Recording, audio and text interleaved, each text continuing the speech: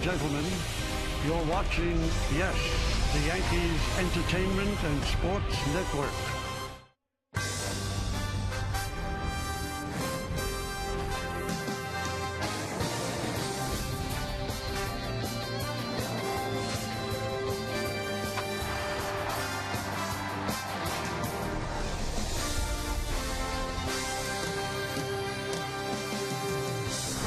It is time for baseball here in the Bronx as the Yes Network presents New York Yankees baseball. It's the New York Yankees against the Los Angeles Angels of Anaheim in the middle game of a three-game set from Yankee Stadium in the Bronx, New York. Hello, everybody, and welcome to Yankees baseball. Along with Paul O'Neill and David Cohn, I'm Michael Kay. What a way for the Yankees to start the second half of the season. An exciting 6-5 victory. But rather than have me talk about it, I'll have Paul O'Neill talk about it. Well, Mark Teixeira talked about the 4 days and how much it would help him. But he came into this game with good at-bats. Right here, a two-run homer into the second row, put the Yankees ahead. And at this point, bam, hanging breaking ball. Three-run homer. At this point in the game, he had all 5 RBIs. This sets up probably the biggest at-bat that Russell Martin has had all year. He got an opportunity to get a big hit in the bottom of the 8th. He knocks in the go-ahead run. Big night for Russell Martin. Soriano comes in, closes it out because Russell Martin, again, big part of it, guns him out at second base. That was a big win for the Yankees, and Russell Martin was absolutely pumped up. And it wasn't just a victory, it was a victory against a very good Angels team. But ironically enough, when the Angels signed Albert Pujols, you would feel that that was the reason to watch this team. Not necessarily the case anymore, David. No, it isn't. You've got a couple of young phenoms that everybody's talking about, and this guy's the leader of the pack. The Jersey kid right back up the box. He can run, too. He can do it all on the field. Talk about defense. All right, let's steal a bag. Right there, he just goes at will. Looks like he took one off his dome there a little bit, Paulie, but he bounces right back. And, of course, Mark Trumbo. We saw him at the All-Star game. Trumbo just launches him. He hits longer home runs than anybody in the major leagues this year. That one's up in the second deck over the bullpen. That shows you the kind of pop he's got, but you're right. Double trouble with Trumbo and Trout. What will they make the Hall of Heroes? I'm not quite sure. Hall of Champions? I'm not quite sure about that. We are quite sure that Freddie Garcia is going to be the guy on the mound for the New York Yankees. When we get back, David Cohn's going to break down today's pitching matchup next on Yes.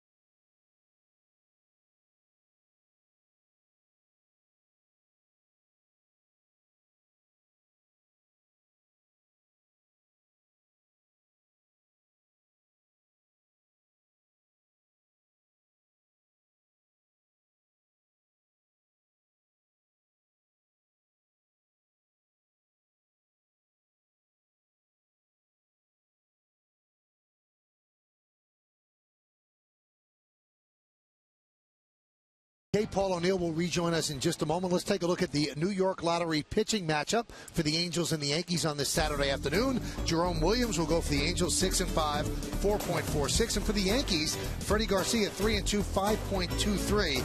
But those numbers have gotten a lot better since the beginning of the season. David's become a very reliable starter for the Yankees. Yeah, and thank goodness the Yankees had him waiting in the bullpen, and he never complained once. Freddie did a great job in the bullpen after really struggling in April, and now he's back in the rotation. And how about a test? You go up to Boston, he was lights out. Freddie knows how to pitch. He gets that slider and that splitter combination down in the zone. He can get swings and misses, as evidenced by those 5 strikeouts. What a luxury for the Yankees to have Freddie Garcia waiting in case they need him for the rotation. And guess what? They need him now. Well, the Yankees won a big game last night. They win this one, they could win the series. See what they do tomorrow. But first, lineups. First pitch, baseball. Yankees and the Angels live right here on Yes Next.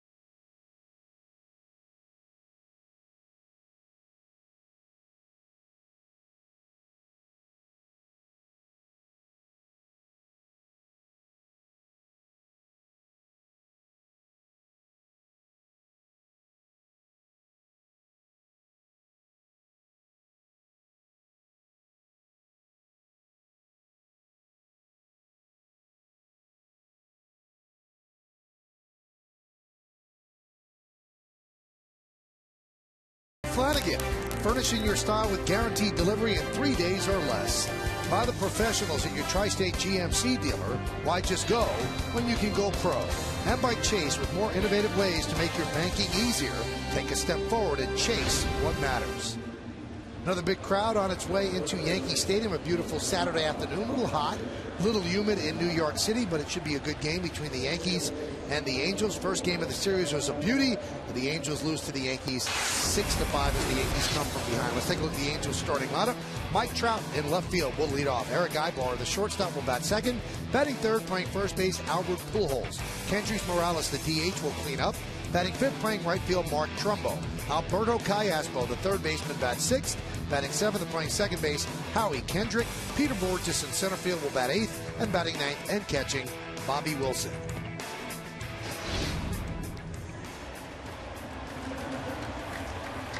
We'll get a look at Fast Freddy. He's ready to go today, and he loves pitching in the daytime. And you see those numbers. They have gotten progressively better since his slow start the first part of the year. Finds himself back in the rotation. In the McDonald's scouting report, he is an Angel killer. He's 6-0 with a 2.49 ERA in his last 9 starts versus the Angels. And new man, we just mentioned it. Now that he's back in the rotation, he's 1-0 with a 2.25 ERA since rejoining the rotation. And he was 0-2 with an over 12 ERA before. And let there be light. This guy loves the daytime.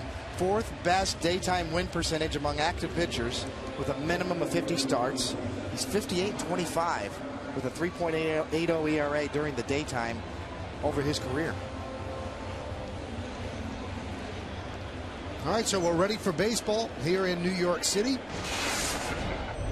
And the talk of baseball, Mike Trout steps in, leads the American League with a .344 batting average. Tell you what, it didn't take long to be impressed by this. The first game I saw last night, watching him play live, and it didn't take long to see how many tools he has out on the baseball. Running, throwing, outfield, does pretty much everything you can possibly do as a good player. First pitch is a strike, and we are underway.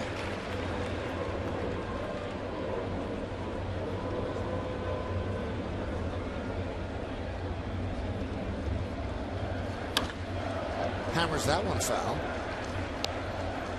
The ball snagged that guy. It was nothing. Let's look at the game time weather presented by Bigelow Tea. 84 degrees, humidity 40%, 9 miles per hour is the wind, and it's mostly cloudy. Sun's trying to peek through right now. The 0-2. Missed outside. Paul Schreiber is the home plate umpire.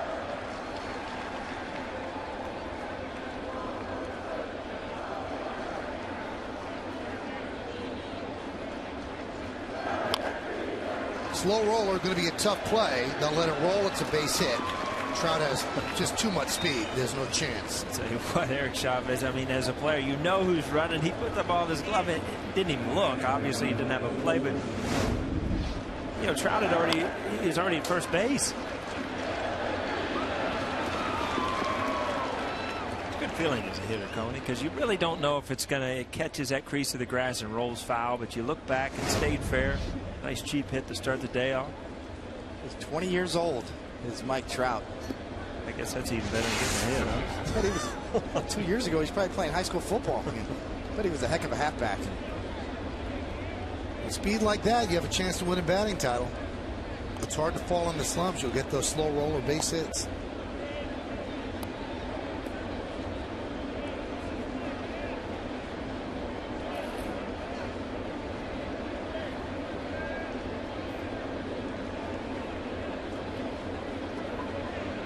Trout had 2 stolen bases last night.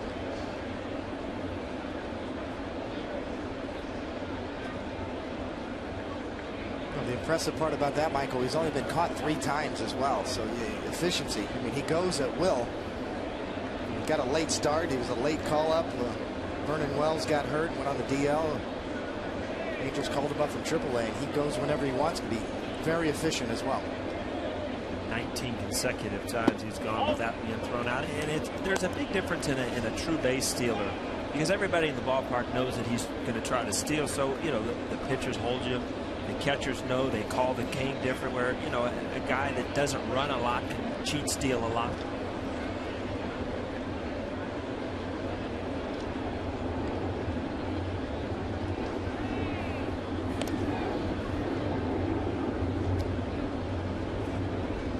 Russell Martin did a great job last night, threw out 3 runners. The Angels have always, under Mike Sosa, liked to hit and run, like to run. Russell Martin kind of shut that down. See if they start on Stewart today. There's a base hit to center field as Trout advances to second. So Ibar with a single. And the Angels quickly threatening. Well, Tony, if you're coming out of the bullpen and you give up a couple quick hits and all of a sudden you see the big fellas start lining up on the on-deck circle, starting with Albert Pujols here, Morales, and then Trumbo. I mean, guys that can really put a dent in the scoreboard. Well, that's one thing there where speed, you know, Trout on first base, Freddie Garcia with a slide step quickens up his delivery, and that affects the next pitch. Ibar got a good pitch to hit.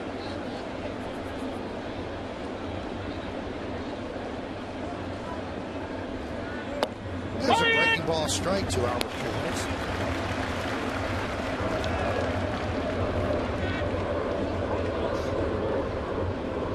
Freddie has picked up a little bit since he's been in the starting rotation on his fastball. He's made his curveball and his split finger a little bit better. Coney, I mean, he's basically a 3-pitch pitcher, right? Yeah, the split's probably his best secondary pitch. High fly ball, left field. Ibanez back. There's 1 out. Both runners tag, and both runners will make it. So a little bit of a premature uh-oh by Paul. Stays in the ballpark. Well, when Pujols hits it, every once in a while you assume where it's going, but he just got under that. But, you know, the play ended up, I mean, this is not a typical sac fly if you're Trout on second base. It just shows you his speed. I mean, a lot of guys are not going to tag up on a left fielder. Ibanez does everything, stays behind the ball, puts himself in a good position to throw. Trout just too fast.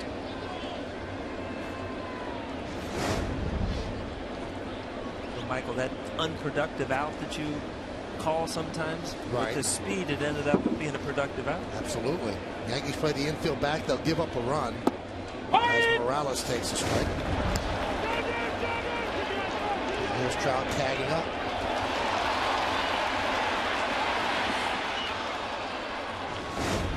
It looks fun when you're fast, doesn't it, Coney? Well, you know, when it's right in front of you and the left fielder, you almost like your instincts to take a shot at third. But, you know, if I'm on the mound, I'm thinking, maybe he throws that ball to second base, you keep the double play in order.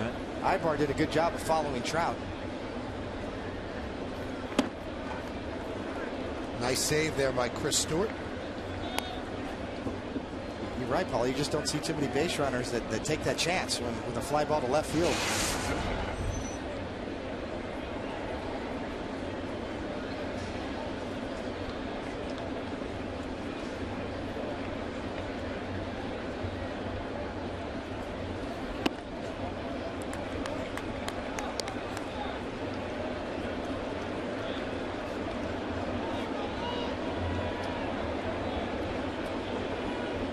Just underway here in the Bronx. Yankees and the Angels. The Angels threatening second and third, 1 out. 2-1. 2-2. Morales last night has missed some pitches in this series, and you just know that he's not right again. I mean, there's a hitter's count. It's a breaking ball, but it's got a lot of the plate up in the zone. I think if you're Mike Scioscia, I feel like if you could get him going, you're going to score a lot more runs.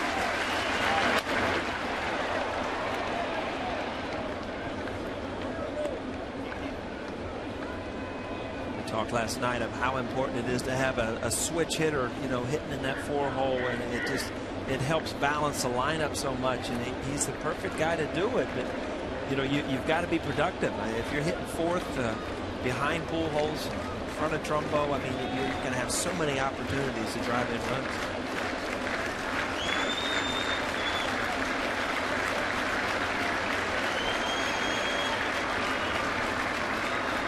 Two. That's out of play. Today's closed captioning brought to you by Lexus. Cody, this is one of these at bats where, you know, if you're in the dugout, you're saying, you know, he's really battling. But to me, as a hitter, you look like you should have already been out of there. You've had 2 or 3 good pitches to hit. You've fouled them off. And especially with men in scoring position, to hit early in the count. Don't give that pitcher an opportunity to make his good pitch to get a strikeout. Like that. Big strikeout of Kendrys Morales. And now Garcia could get out of this without allowing a run. That's one thing Freddie Garcia could still do. He knows how to finish off hitters, and that nasty splitter that bounces in the dirt. You see, that's a true forkball. That's not a split finger fastball. When you split your fingers that wide, that's more like a Bruce Sutter forkball.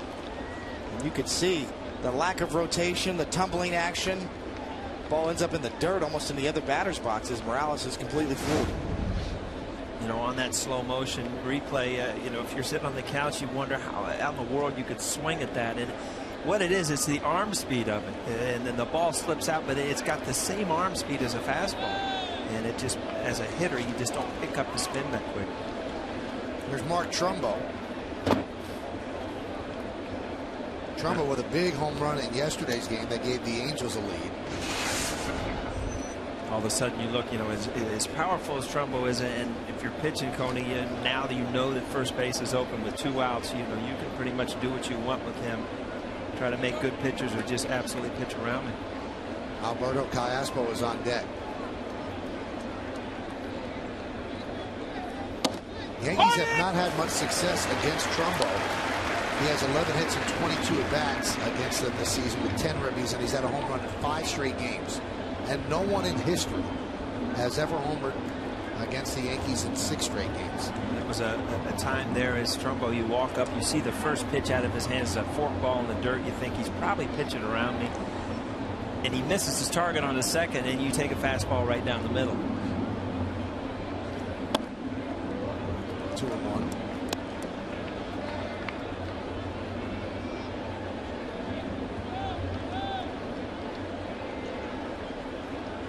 Find it harder to pick up rotation in the daytime, Paulie? Yeah, I'm much better picking up the ball at night. You know, it's bright during the day, and you know they rub those baseballs up. You just don't see the seams as well.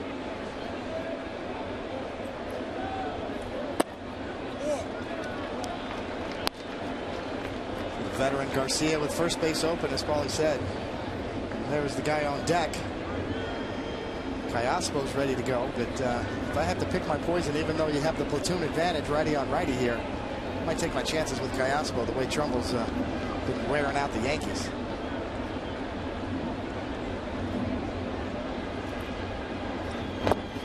And not quite sure they pitched around him, but they weren't giving him anything to hit, so Trumbo walks, and that loads the bases. Why don't we check out the Yankee defense, brought to you by your Mercedes-Benz Tri-State dealer. In the outfield, it's Ibanez, Granderson, and Swisher left to right. Infield, Chavez, Jeter, Cano, and Teixeira. That's third to first. A-Rod's the DH today. Stewart behind the plate. Martin just a day off. Nothing wrong with his back. Day game after night game. Freddie Garcia is on the mound.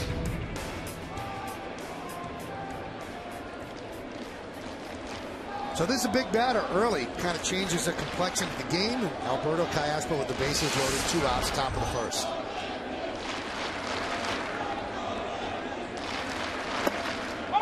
Strike.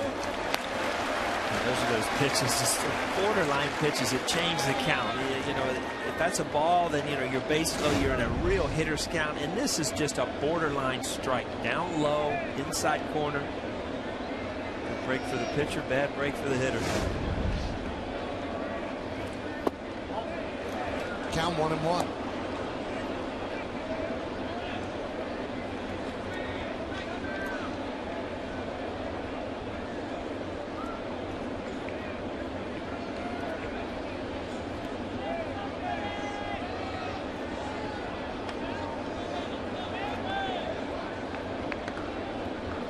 And the 1-1. So that's that 50-50 call. That's strike one and ball two in the same count. And that's what frustrates Joe Girardi. That's what frustrates pitchers and hitters. This is the exact same pitch as you saw in the first pitch of the count. One's a strike, one's a ball.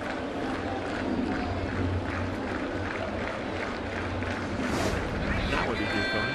From the dugout, you're screaming, flip a coin.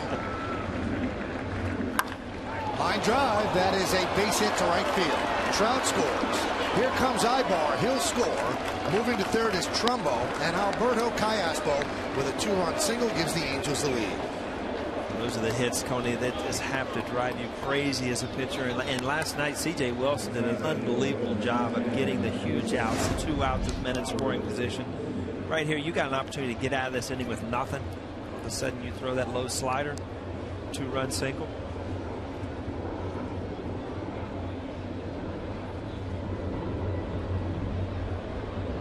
Sudden you look up and you're giving up 2 runs, you're still not out of it, and you're in the mid-20s in the pitch count in the first inning. Haven't had a breath yet, Coney, huh? That was a backbreaker, those 2-out hits and a 2 RBI single. Howie Kendrick takes a strike.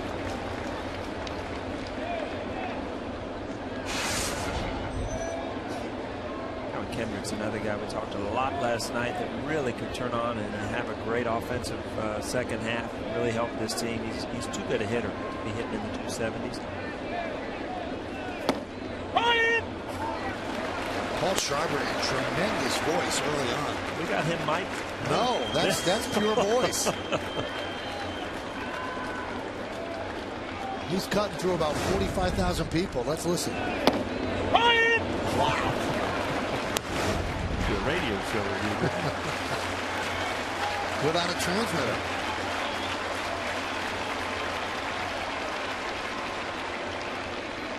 I think Dutch Renner was probably the loudest of all time. Yeah. Remember Dutch? He was something back there. Well, you hated to take a strike with him back there. He'd embarrass you. This is if you're on third base, you have to realize if Freddie Garcia is going to try to get an out here in the dirt, you got to try to lean over and try to get that extra break, which he did not do there. You really have to get off the bag and get down there because you know Freddie Garcia is going to try to throw that split in the dirt. If that ball gets away quick enough, you try to steal a run, especially with 2 outs. See, he's standing still there on third base. Callaspo did go to second on that. Scored a wild pitch, but as Paul said, Trumbo not ready. He stays put at third.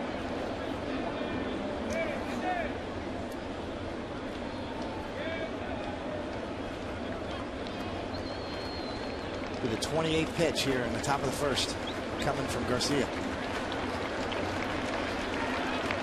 1-2. Popped up. Granderson will make the play, and that will do it. But the Angels score 2 runs on 3 hits. They leave 2 on base. It's the Angels 2, and the New York Yankees come to bat against Jerome Williams.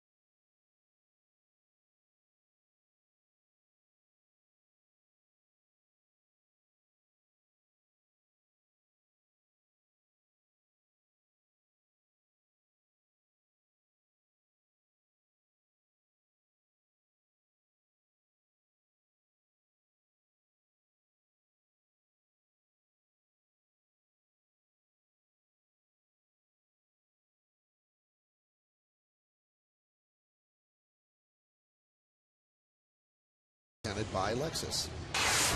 Yankees come in at 53 and 33. They lead off the captain, the shortstop, Derek Jeter. Curtis Granderson in center will bat second. Batting third and DHing today is Alex Rodriguez.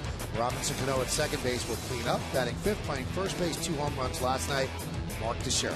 Nick Swisher's in right field, he'll bat sixth. Batting seventh, playing left field, Raul Ibanez. Eric Chavez at third base gets the number 8 spot in the lineup, and Chris Stewart will catch, and he's going to bat ninth. We're going to look at Jerome Williams here. The veteran, 30-year-old. He's bounced around a little bit. Had a little DL time this year. 6-5 record coming in. Almost a little under 4.5 ERA. Pretty good controller, 26 walks in the McDonald's pitcher scouting report. Struggled before the DL. He came out of one of his starts with a little shortness of breath and gave the Angels a little scare. And he was 0-3 with a 7.56 ERA in his last 3 starts before that DL stint. And home and road this season, he's much better at home. 5-2 and a 3.5 ERA at home, and on the road 5.70 ERA and only 1 win. And the pink glove, pretty interesting. He wears a pink glove in honor of his mother, who passed away in 2001 after a battle with breast cancer. So Williams has a 2-0 lead. Derek Jeter digs in.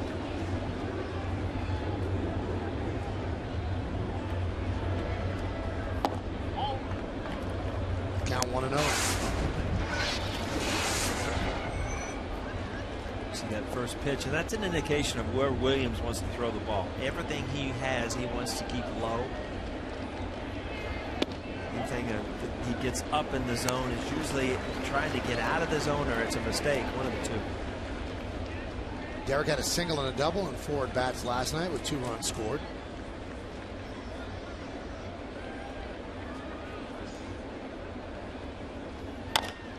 Slow roller up the middle, fielded by Ibar, and he can't handle it, and Jeter will reach.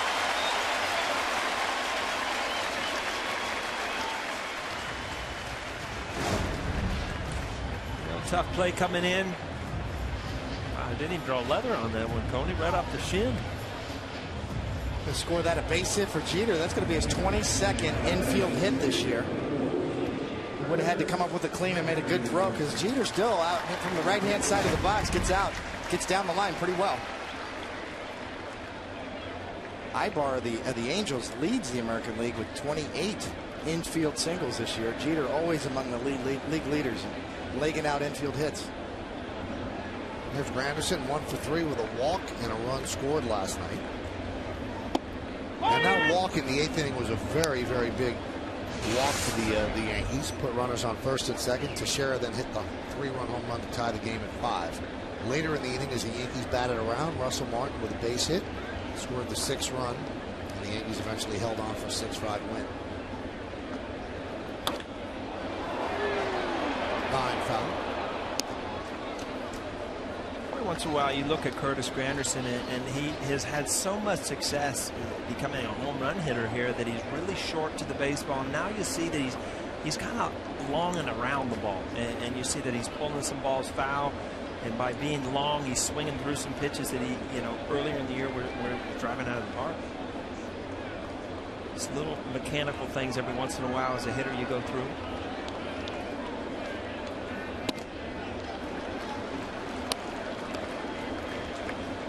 He is striking out a lot this year. In 2010, 24 homers, 116 Ks. Last year, 41 homers, 169. He's on pace for 190 strikeouts this year, and again on pace for over 40 home runs.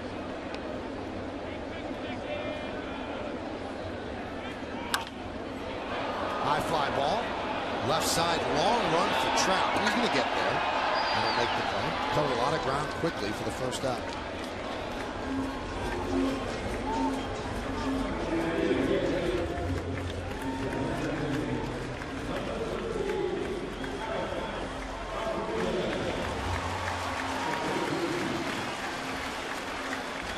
Amazing. You hear the cheers for Alex Rodriguez, and last night at bat by at bat they changed to boos, Michael. They're expecting him to really do something offensively. And, I don't care what player you are. You're a Hall of Fame class player like Alex Rodriguez, or if you're a guy off the bench, you hear crowd. You hear boos, especially at home. And sometimes you put a little pressure on yourself to try to do too much. Joe Girardi was asked today has there been any consideration of moving Alex down in the lineup? Because 13 home runs and 38 ribbies, batting third and fourth in the Yankee lineup, is that enough? And Joe said, at this point, we have not. He said, we think that he's doing okay, and we think that there's still a lot of home runs there, and he still has a fairly high OPS, which is on base percentage plus slugging. He said, so at this point, we have not considered. But Alex, with his 0 for last night, he was getting moved progressively worse each at bat. And Joe Girard said, I don't think that's going to bother him. He's dealt with it before. He said he knows the fans just want him to do well. I think that's the book, Coney. If you're going to throw him, you want to try to tie him up, keep the ball in on his hands, and you know, you just camera to see Robbie boot a ball down third base. He's got such good hands.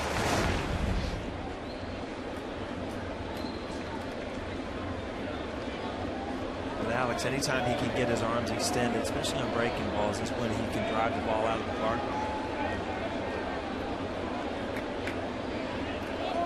Runner goes, and a ground ball is short.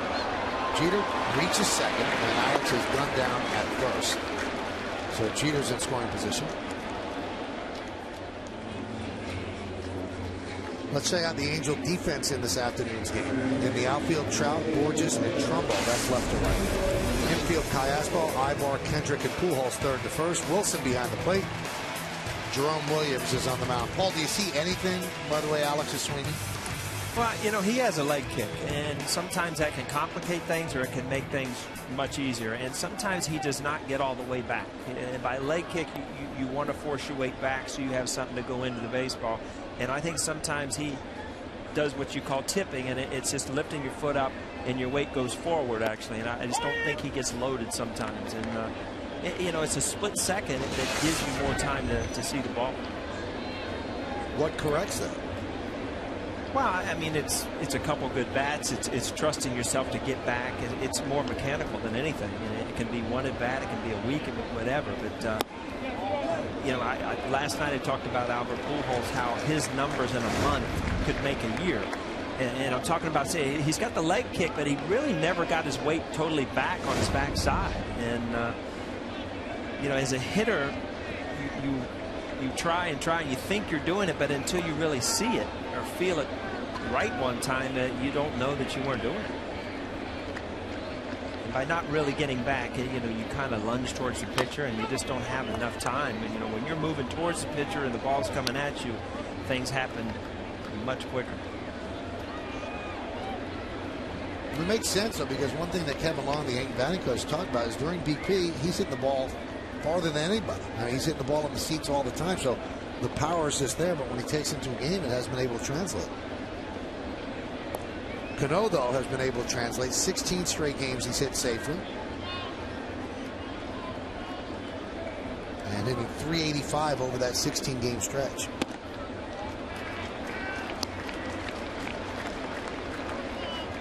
You see those pitches by Wilson, or by Williams, I'm sorry, that are up, way up out of the zone, and those are just to show a hitter a different pitch. Those aren't trying to throw strikes, nothing. You know, he's getting ahead low, and then he's trying to raise that eye level and then go back down low in the strike zone.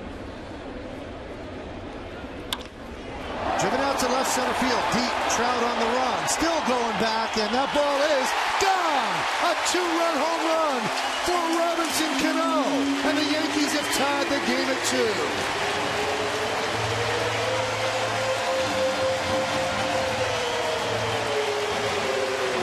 This is a good pitch. I mean, this is a ball down and away, and there's just not too many guys in the league, Tony, that can do this. I think this ball actually hit the top of the fence and bounced over. It took something off of it, and it's just high enough in the strike zone, and Robbie can cover that pitch as a left-hander. Yeah, did that bounce off the top of the fence? Oh, that's a good break as a hitter, isn't it? Oh, Humpty Dumpty. Another couple inches, and it's a double right off the top. I told you last night, Michael, I had a couple good luck restaurants. You probably ate at one of those today. That's just a good break right there. But I'll tell you one thing, it's a better piece of hitting. I mean, as a pitcher, Coney, you take something off and you do miss a little bit up, But to see a lefty drive it that way, what do you do? Boy, that's a hot hitter right there, because that pitch was 85 miles an hour. That was Williams' changeup, and it stayed a little flat, but it was out there away, and Cano kept his hands back and stayed on it. That's when you know you're going good as a hitter, huh, Paulie? I mean, usually this pitch is designed to be rolled over. You would think he would pull it, but you see that weight transfer Paulie's talking about. He was able just to keep those hands back and hit an off-speed pitch to Death Valley on top of the wall. I think that, you know, when you watch Teixeira and you watch Alex Rodriguez, I don't think because of their size that you realize how strong Cano is. I mean, he's thick, he's strong, he can drive the ball all over the place, and you talk about maybe being out front a little bit, still drove it out to left center field.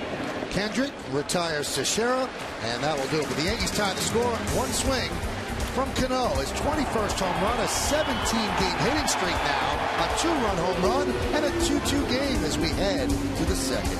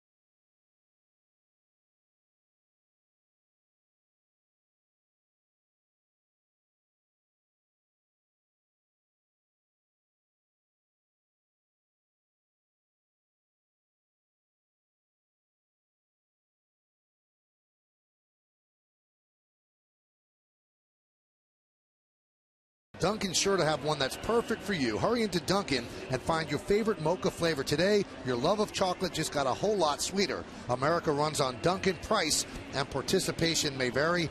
Limited time offer. But, David, this is what we get when Paul O'Neill is in the booth.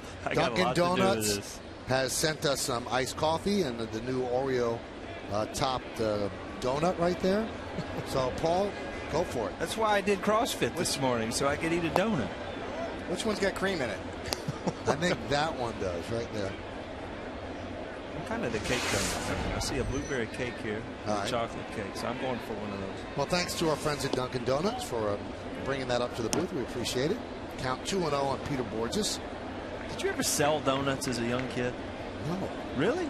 Who sells donuts as a young kid? As like a summer baseball team, you had to walk around and sell donuts on Saturday morning to raise money. The only problem was you'd get 10, 15 dozen donuts and you'd end up eating a couple of them, and the next thing you know, your parents were buying donuts. Paul, can I be honest with you? In the South Bronx, we weren't selling donuts. Yeah, house to house. Cody, did you ever do that? Not donuts, no. I can't say. I know what you're saying, though. You know, you had to raise money, you know, in your little league, but you know, cookies maybe. You weren't real comfortable sending the kids out with a dozen covered 2 donuts in the Bronx, huh? Not when I was growing up.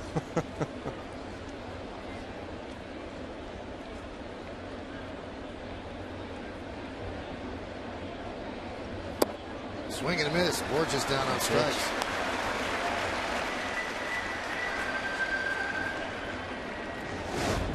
It's a good slider here from Freddie Garcia. Actually, splitter. You see the tumbling action. Now, he can make his splitter go 2 different ways. Sometimes the splitter and you know, that forkball that he throws looks like that slider, but you can see the grip and the tumbling action there. He can make it slide away from right-handed batters. Tony used to do that a lot, and I never understood it. I mean, split finger, you can make it go either way by moving your finger one way or the other, right?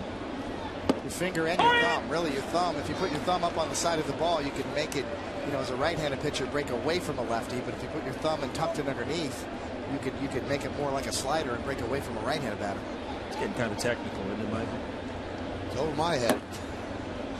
Variate the grip. You know who was real good at that was Jack McDowell, former Yankee pitcher and the Cy Young Award winner with the White Sox. He had a couple of different kinds of split finger fastballs that could move either way. Did Maddox change pitch location with finger pressure too, David? Yes, he did. Maddox was a master at fingertip pressure and getting taking a little bit off of a pitch, allowing it to move a little bit more.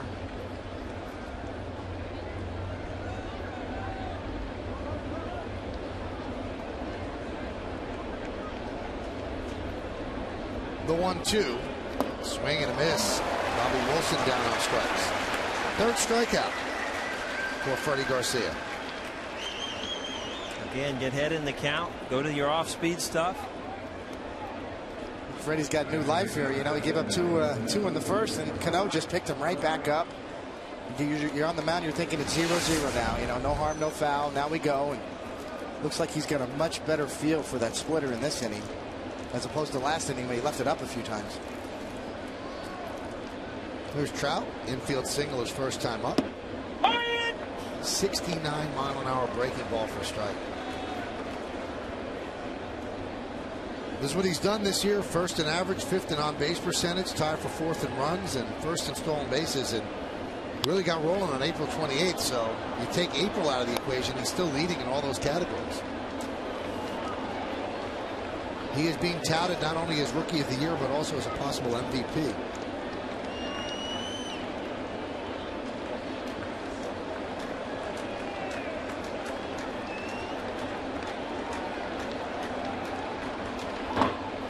He said yesterday that the Yankees actually expressed a lot of interest in him before the draft, that they were going to select him. But the Angels had a selection 4 picks ahead of the Yankees.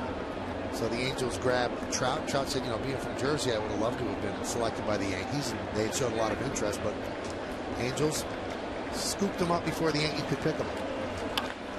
Hammered left field. It's a base hit. It's going to go to the wall. Ibanez will play it out there, and Trout with his second hit of the afternoon in the second inning. Well, you see Freddie Garcia get ahead of hitters and then get the strikeouts on that ball in the dirt. Trout laid off that pitch in the dirt. He got another one, and then Freddie hung it. And that's what a good hitter will do. Will lay off a couple bad pitches, and finally that pitcher will make a mistake. Trout hammers it into left field. Not a lot of wasted motion in that swing. Short and compact with a late kick. A combination of power and speed for this young 20-year-old. Really impressive.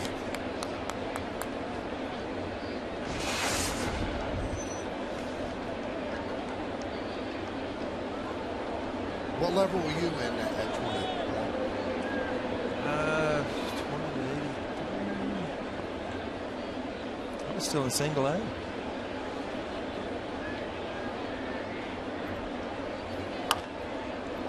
Popped up. And Chavez fights the sun and makes the play for the final out of the second. No runs a hit, no errors, and one man left. We go to the bottom of the second. Nick Swisher is going to lead it off.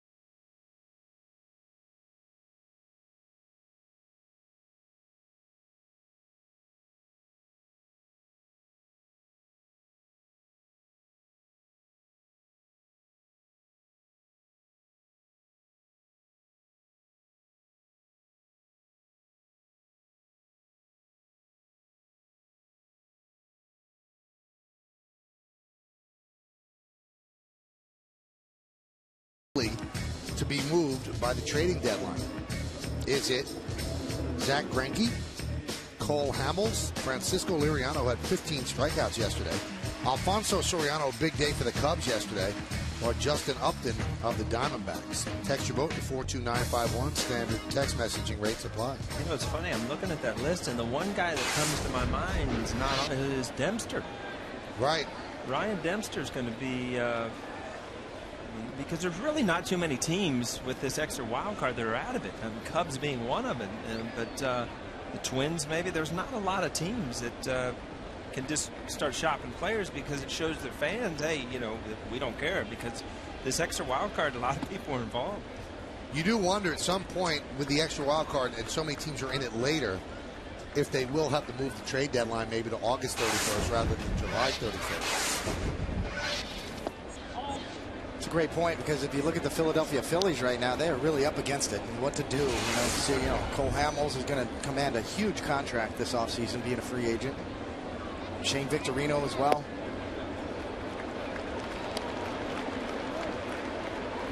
A lot of people scratching their heads about the Phillies this year. Coming into this year, you couldn't fathom, what they're going through.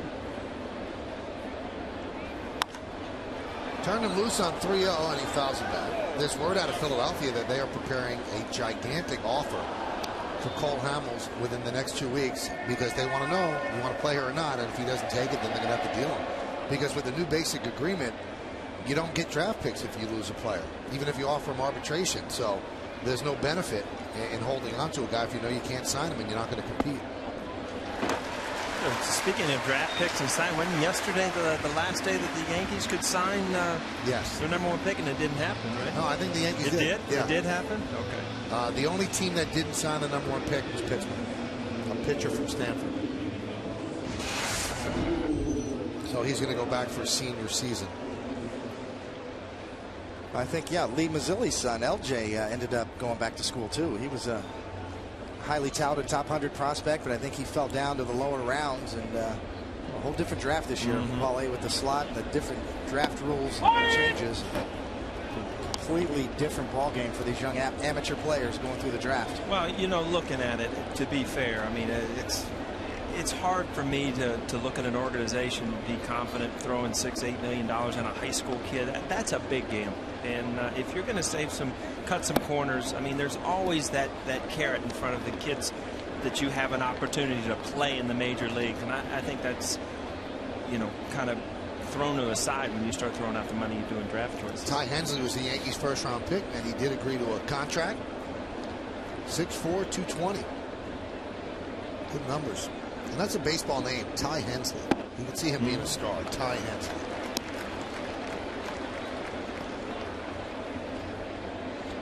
So David, we asked Paul where he was at 20. What level were you at 20? I was actually injured. I had a collision at home plate when I threw a wild pitch and blew out my knee. I had the Mariano Rivera injury, the ACL. Yeah, that's back when they didn't know how to fix them right, Paul. Cody, you threw a wild pitch and then got blown up at home plate. I got blown up at home plate. I was late covering. I was daubered down because I threw it in the dirt. And I was late breaking and got there and got my legs tangled up. And I actually spent that year when I was 20 years old with the big league club, the Royals, because I was from Kansas City. So I rehabbed my knee with Mickey Cobb, the old trainer with the Royals, one of the great old trainers in baseball, Mickey Cobb, longtime Royals trainer. So I got a chance to hang around a big league team and probably learned more from that than out pitching in the minor leagues. One of my idols growing up was the great Royals pitcher, and Yankee fans will remember him from the 70s, Dennis Leonard. He was a New Jersey kid too as well, East Coast kid, but one of the great Royals pitchers of all time. And I got a chance to get in his hip pocket that year, and he was just so gracious to me as a young player. 3-1. Hammered foul. I think Dennis Leonard went to Iona College. That's right, Iona College. In New Rochelle.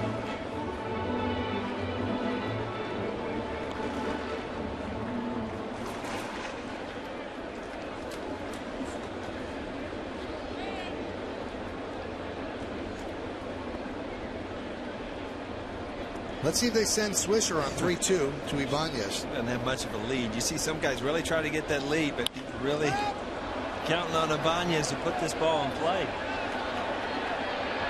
Long run for Callaspo, but he runs out of room.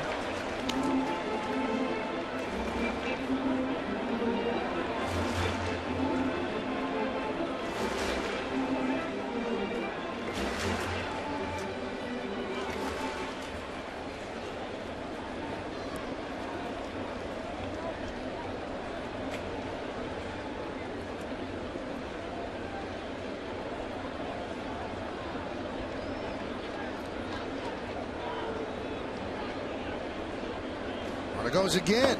Swing and a miss. Throw to second. He's out. A tag applied by Eric Ibar, so a strike him out, throw him out, double play. Well, he gets him with the changeup, Paulie. Vanya's way out in front. And as you said, Swisher didn't have a very good lead in the quick tag.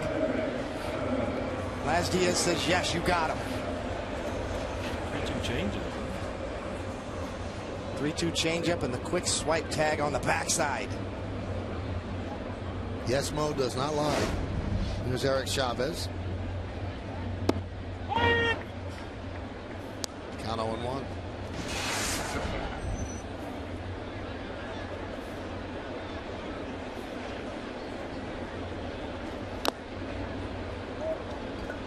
Chavez has been an incredible help to the Yankees this year, allowing Girardi to freely DH Alex Rodriguez, keep him healthy, and hitting .280, 7 homers, 19 ribbies, and can really play the third base position extremely well. And the best thing about Chavez, he used to be a star, Gold Glove winner 6 straight years, but he's very, very aware of what his role is, and he accepts it and doesn't think he can play every day anymore. That one is looped into shallow left. And a nice play on the back pedal by Ibar for the final out of the second. No runs, no hits, no errors, and nobody left on base. We're going to the third. Ibar will lead off.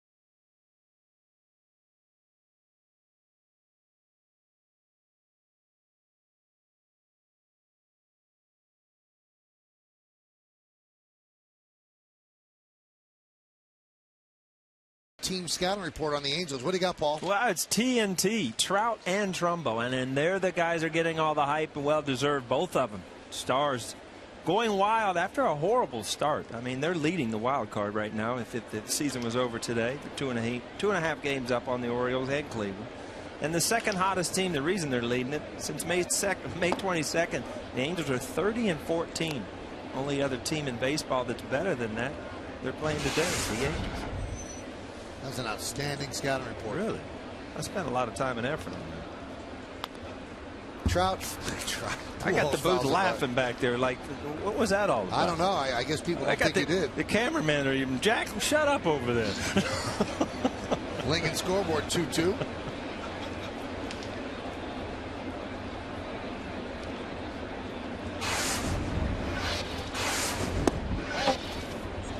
I want to apologize to everybody. In the bottom of the second, I said Ibar is leading off. I did not write down that he fouled out to 5, and I looked at my scorebook, and I'm sorry I misled everybody. It's really you're a stand-up guy, though, because when I make a mistake here or something, I just act like it didn't happen.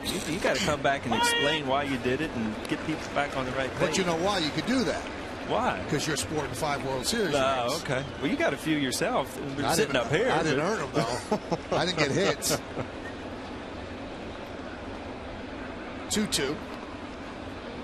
3-2. 2-2 game here in the top of the 3rd inning. Yankees and the Angels on a Saturday afternoon. Cody, you ever feel bad? You look at that last pitch, and I would be standing in right field and just think, you got to be mad as a catcher when they're throwing those 50-foot fork balls and they're ricocheting off your elbows. And so, have you ever felt bad when the catcher's just getting beat up back there? Occasionally, usually in warm-ups, not during the game. Yeah. During the game, all is fair game. But Chris Stewart knew coming to the ballpark today he was going to have to get his blocking gear on. I never felt comfortable unless I threw a few splitters in the dirt during warm-ups. And you get a lot of strikeouts down there, but it is tough on catchers, and you can get a lot of wild pitches. You threw to a lot of catchers. Who was the best at blocking that pitch? Well, several. I threw to a guy, Charlie O'Brien, one of the better catchers I've ever had around. In terms of all around, and he could really smother pitches very well. Gary Carter, the late great Gary Carter, was excellent at blocking balls as well. Hits the Kendrys Morales is up and away.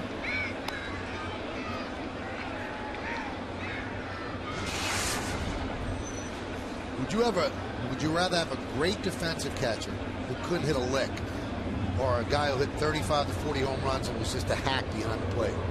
I'll take the defense. Really? I will take the defense. You've got to figure really throughout the course of a year too. It's really hard for catchers to be good offensive players because they take a beating. It's a long season, and catchers that catch a lot of games are going to wear down. It's hard to maintain that offensive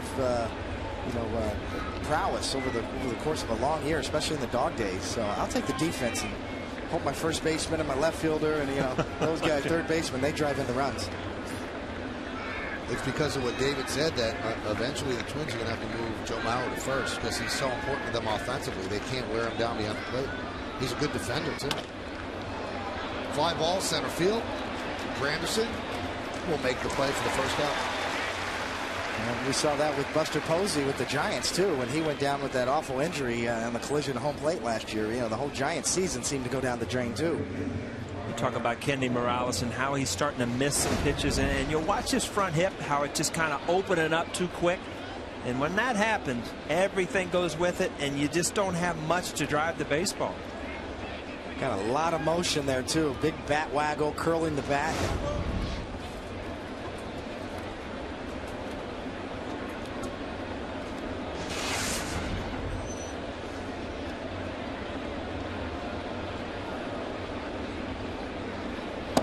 I mentioned this on yesterday's broadcast. A lot of people in Southern California are really clamoring for Mark Trumbo to be the cleanup hitter because Morales is struggling as much as he is with just 8 home runs as a cleanup hitter.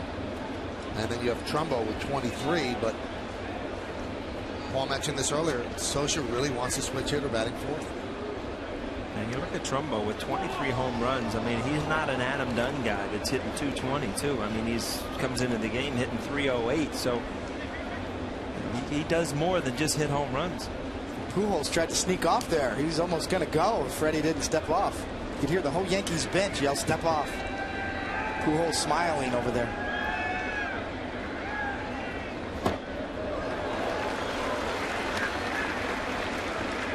Well, here is today's MetLife stat of the game. 15 of Mark Trumbo's 23 home runs this season have tied the game or given the Angels the lead.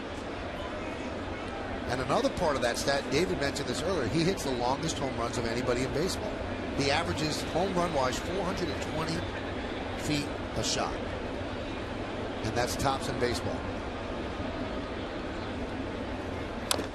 And he tried to just sneak one in the first row last night, and Nick Swisher took it away from him. So that's why you're better off hitting the long ones. They can't catch them. Well, the one he hit last night was a Yokohama shot, and we don't see him out there very often in the left field bleachers over the Angels bullpen. You saw that Trumbo, the chicks dig the long ball. He's sporting the Trumbo jersey.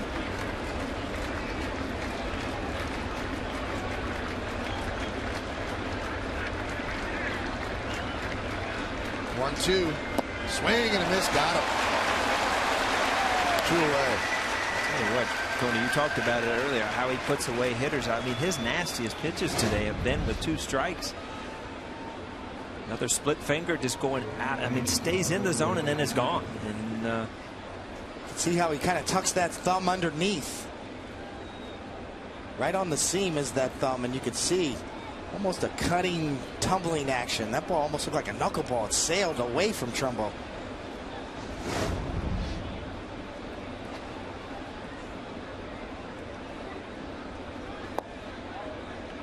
Callaspo with a big 2-run single with 2 outs and the bases loaded in the first inning.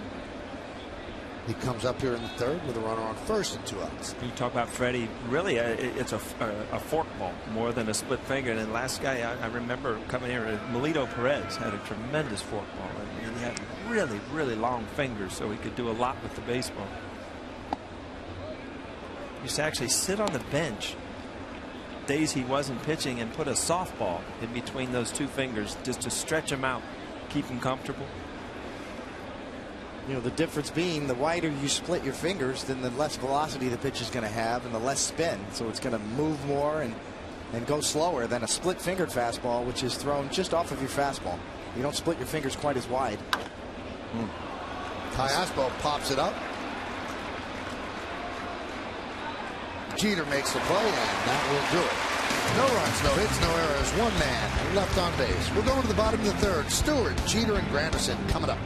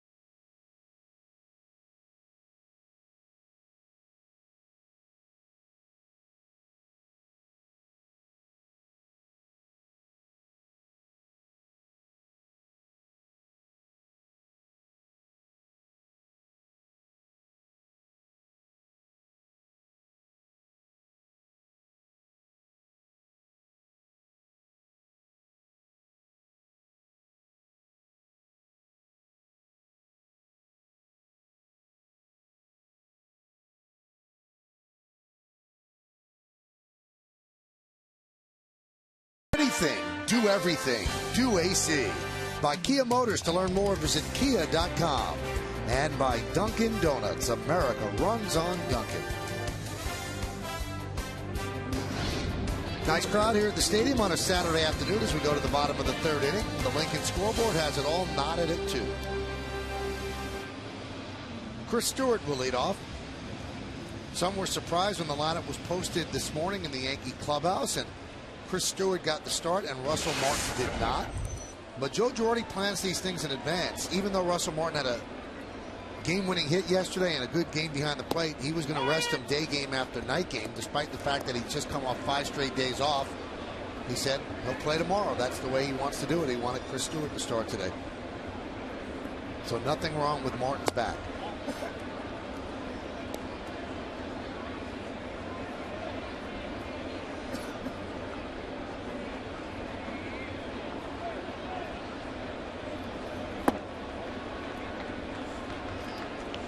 What, as a player, you get, you know you're gonna have the day off. We probably told him coming in, but you have a big night.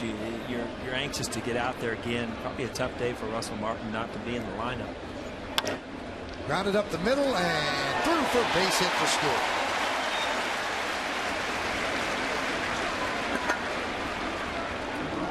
You have to give some credit to the Yankee general manager Brian Cashman as you see Stewart take this up the middle. A lot of criticism when he picked up Stewart the last day of spring training because Francisco Cervelli is such a popular Yankee, especially amongst the fans, and teammates like him as well. A lot of energy, and he's decided to make the move Cashman did, pick up Stewart, felt he was very good defensively. He told Cervelli that if Russell Martin got hurt, that you would come up and be the everyday catcher, but the backup catcher is better served being Stewart. And Stewart hasn't just been a defender. He's got a pretty good batting average. With that base hit, he's at 265. So it was a great pickup for the Yanks.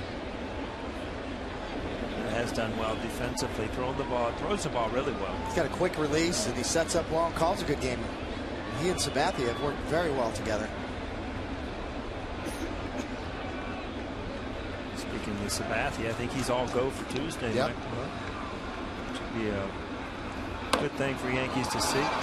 Jeter bunts, but it rolls foul. So another injured Yankee today. Both of your former teammate Andy Pettitte wasn't limping at all, and he said, "I just got to learn to get my foot out of the way on a comebacker." But when you see him walk the way he's walking, you can definitely see that September's a possibility. Maybe the end of August, but they're looking at the beginning of September. And if you get him those September starts, he becomes a very important pitcher in the postseason for the Yankees. Coney, if you're sitting there that long as a pitcher, and, you know, you really can't go out and pitch land. Can you throw on your knees? Can you do anything to keep that arm in shape? Yeah, you know, knowing Andy, he's been throwing already. You know, you can't stop him. And it's much easier to go ahead and let a bone heal in your leg than it is to recover from an arm injury. Right. You know, so his arm's fine. You know, and I'm sure he is playing catch any way he can. Andy'd be out on the side of the stadium throwing it up against the wall if he could. You know. That's the type of guy he is and a competitor he is. So no doubt in my mind that Andy's playing catch or had been playing catch. His arm will be ready to go. Just as long as that injury heals okay. The 0-2 to Jeter. Ball gets away from Wilson. Hustling to second is Stewart, and he gets there. Thought about heading to third, but a good backup by Borges. Ball didn't roll that far from Wilson. That's good base running by Stewart. As a first base runner, anticipate the ball in the dirt, and you see there was really no hesitation. And if you hesitate at all, you're probably out. Good pop-up slide here, too. Got a good read on it. Borges isn't there. He's at third base.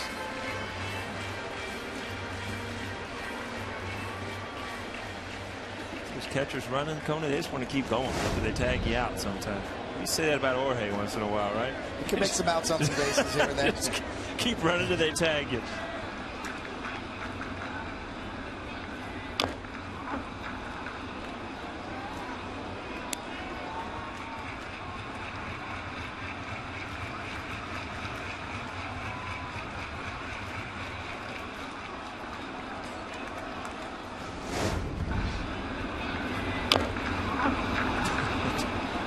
Everybody understands that one.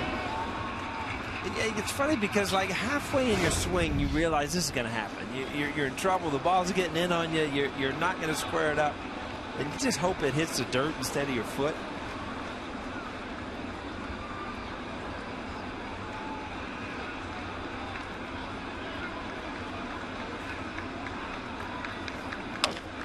Soft ground ball is short.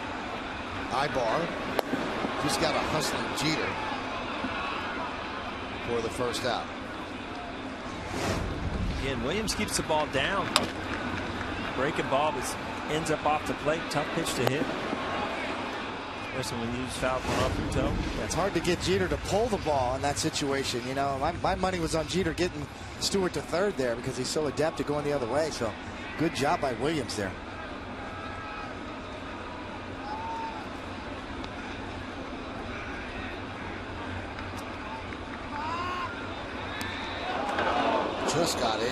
Just got in. Beautifully timed. Williams looks like he was a shortstop at one time. He's got that little sidearm flip, kind of like Robbie Cano. That was really close, and he's out. He's out. Laz Diaz saw it differently.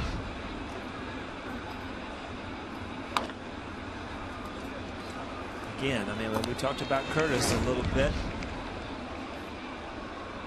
I don't think his hand was on his top of his cleat. I don't think he got to the bag. As Diaz looked like he got blocked out a little bit there, trying to get into position.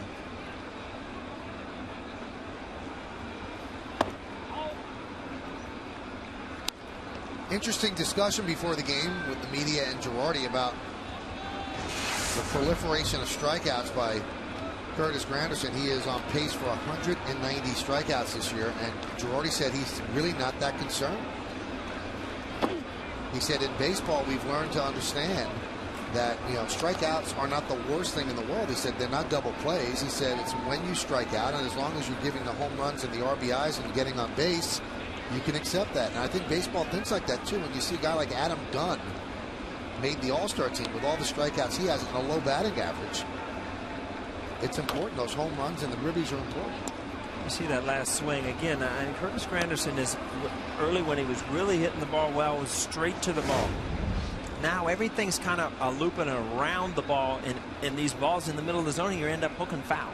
And it's just you see, it's not straight to the ball. It's kind of around the baseball. You end up, anything you hit hard is going foul, and it just puts you in a hole where you give that pitcher a chance to make his good pitch. Do you think he's become addicted to the home run? That's why the looping swing is there? Well, no, I just think that, you know, he's a little off right now. And I think if you would ask him that, you know, he just doesn't feel really good at the plate right now. And I don't care how good a hitter you are, you're going to go through good times and bad times. And right now, he's just going around the baseball a little bit. That one's hit deep to right. There it goes. See ya. And that's why you'll take the strikeouts. A 2-run home run for Granderson, and it's 4-2 Yankees. Amazing what we can do up here, Michael. We talked about it. We fix him in one swing, and he goes deep.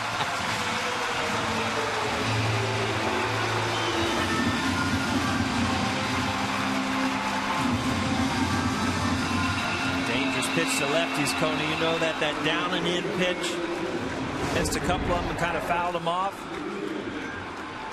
Hanging slider. He's still around the ball, but he kept that one fair by extending out towards the pitcher instead of around towards the dugout. There's a strike to A-Rod. You see, the bat head doesn't go this way. It goes out towards the pitcher, and that's why that ball ends up in the bleachers as a home run.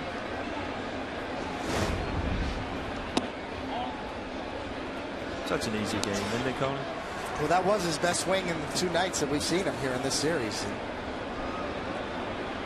What happens? You get a home run, you get a flavor pop over there. 138 home runs for the Yankees as a team, as Alex swings and misses. You know, to Granderson's credit, you know, we talk about the home runs and the strikeouts, but he does lead the Yankees in walks as well. He has 51 walks this year. So his on-base percentage is above 350. I think 355, a little more now after that home run. I'll tell you, one guy that you see on the field day in and day out, one of the nicer guys on the team, talks to you just, you know, like you're an everyday person, just what's going on. And, you know, you need guys like that on the team. No attitude, just go out, play. Expects to play well, and he had. Ground ball at third. Kai Aspo gets A-Rod for the second out.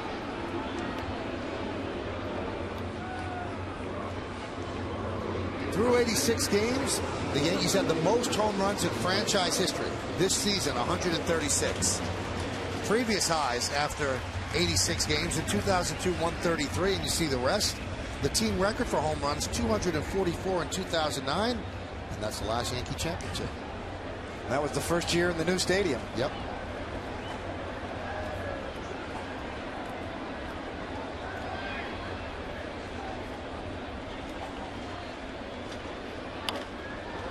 Robinson Cano has 21 of those home runs, and he had a opposite field blast to what used to be Death Valley, right off the top of the wall, and bouncing into, I believe it made the bleachers over the Angels bullpen. That was in the first inning, tied the game in 2, and extended his hitting streak to 17 straight.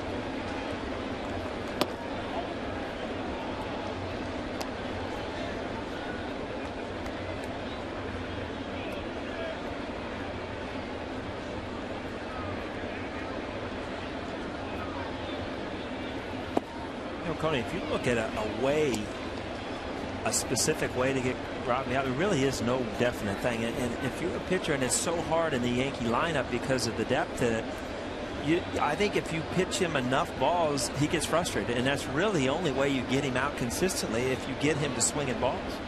If he waits on strikes, he's going to hammer it. Hammered to center field, but he just missed it. Burgess is there, and he will put it away for the final out. But the Yankees take the lead. How do they do it? A single by Chris Stewart moved to second on a wild pitch, and then Curtis Granderson hits home run number 24, a 2-run blast, and the Yankees are up 4-2 as we go to the fourth.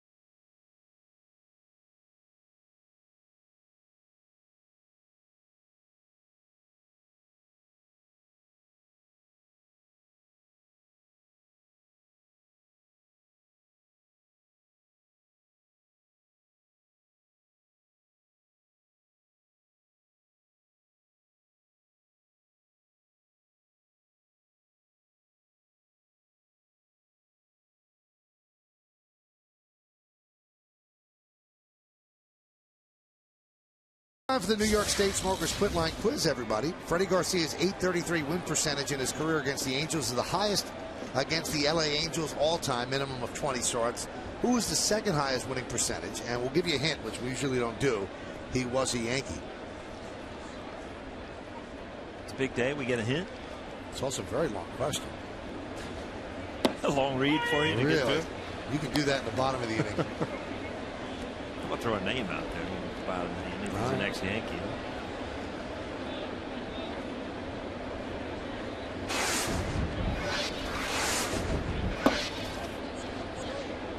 Count 1-1 to Kendrick.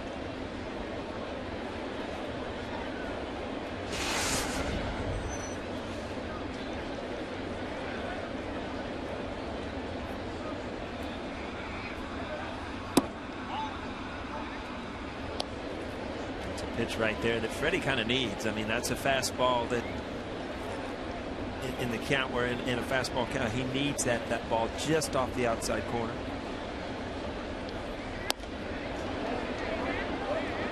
First base umpire Tim Welke said he did not go. Count 3-1.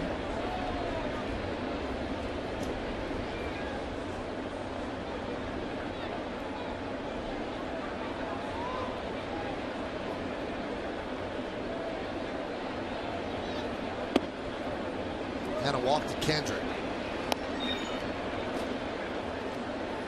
Follow the Yankees with the MLB.com @BAT12 app for your iPhone, iPad, Android, and Windows Mobile. Get live audio, pitch tracking, video highlights, and more. Text at BAT to 31826, or you can visit Yankees.com for details. Coney, I'm going to make you a pitching coach right here. And, you know, you've got Freddie Garcia out on the mound. What do you expect? I mean, 5 innings, 7 innings. What are you looking for him every game? Well, you know, he's got the ability, if he keeps his pitch count under control, to get you into the 6th or 7th inning. He did that in Boston in his last start. But I'm looking at his pitch count right here. You know, he gets 63 here, 64 coming, and you know that you're just not liking the way this inning started off here in the 4th inning. So. As you say that, I'm thinking of options in the bullpen right now and seeing if you can get Freddie through 5, maybe into the 6th inning. But the bottom of the order here, get something going, then you turn it over, and then you got Mr. Trout coming up. So it looks like this is going to be a bang-bang game back and forth.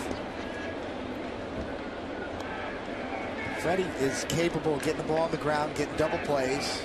He's capable of finishing hitters when he gets ahead, but when he falls behind is when the trouble comes. Right.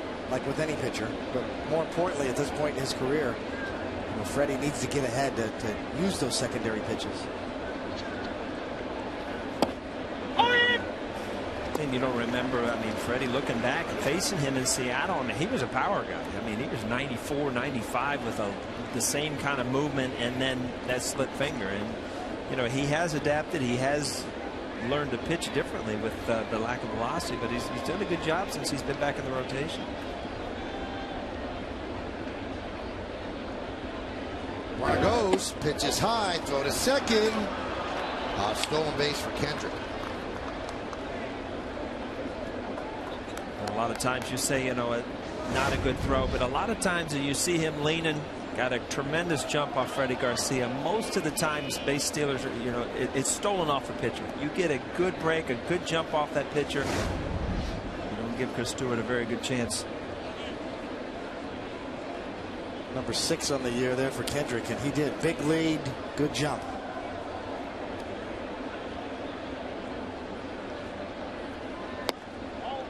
Missed outside. Freddie wanted that one. Count 3-1.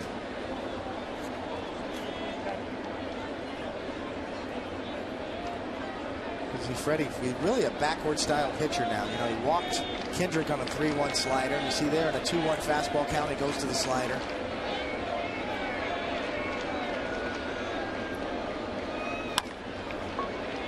Chop to Cano. He gets the speedy Borges as Kendrick moves to third. See Robbie holding Kendrick on, ended up being right at second base. Ball has a chance to get up the middle if he's playing straight up. Now you got to walk a stolen base and man on third with less than 2 outs.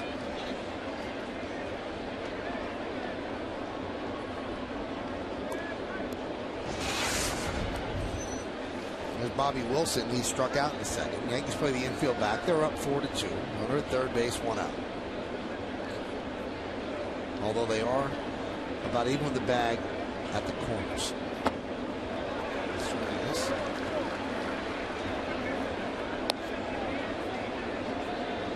Again, a completely different style of pitching here with the man on third and 1 out. I mean, you obviously trying to get an out, but you're in the back of your mind, you're trying to save that run and get a strikeout. But you can't get ahead of yourself to get 2 strikes until you make some good pitches to get there.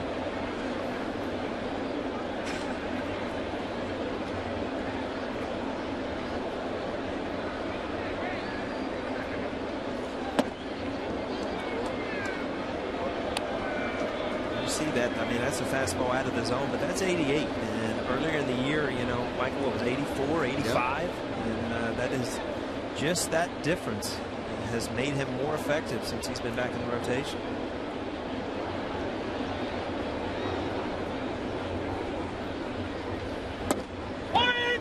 Strike 2.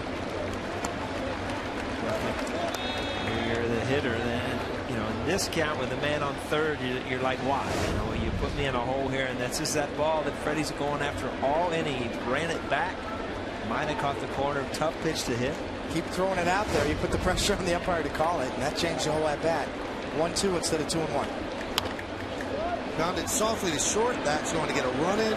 Jeter makes the throw to first, and it's 4-3 Yankees as Kendrick scores. I'll tell you what, if you're Wilson, you're very happy with that. Just to put the ball in play, especially middle of the field where he can score easily. Kind of just stole a run there. Stolen base and ground ball.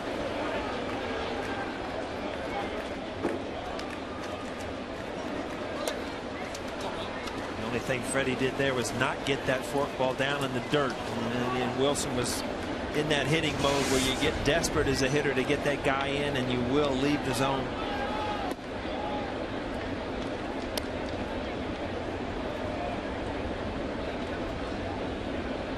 One of those guys that seems like he comes up every inning. If you're pitching, it's like, is this guy coming up again? third at bat already here in the fourth. We talked about the draft where Trout was selected with the 25th pick. These are the other players of note from 2009's draft. And in that draft, you might have seen at the bottom, the Yankees took Slade Heathcock.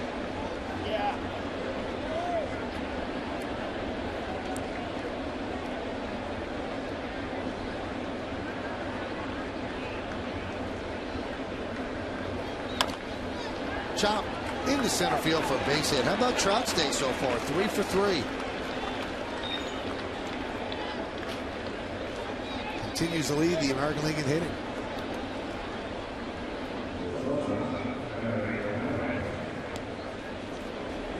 He puts the ball in play. He has good at bats. He hits the ball hard. He hits the ball up the middle. I mean, these are all recipe for a good hitter. And these are at bats where Ibar, especially with 2 outs, is got to try to take this count long. Give him an opportunity to steal the base. And if you're Trout, you got to know with 2 outs you want to steal a base. Ibar is not going to hit a lot of extra base hits. So give yourself a chance, get a good jump,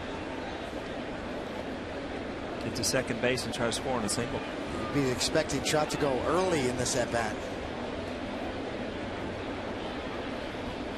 The Yankees were expecting that with a pitch out.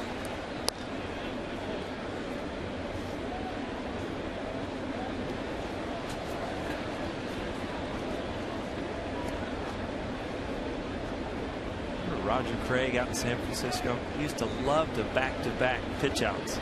It's almost a setup, the first one, because as a runner you always think, well, he's not going to do it again and put the pitcher in that big of a hole. Yeah, it takes some guts to call it again.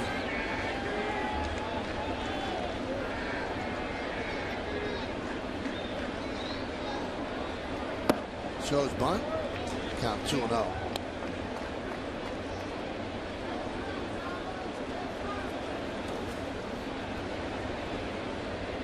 Coney, if you're Freddie Garcia, now all of a sudden you're in a hitter's count, and you got to kind of worry about that hitter, because you can't walk him with Pujols on deck and give him an opportunity to hit with a couple guys on. You've got to throw a strike here.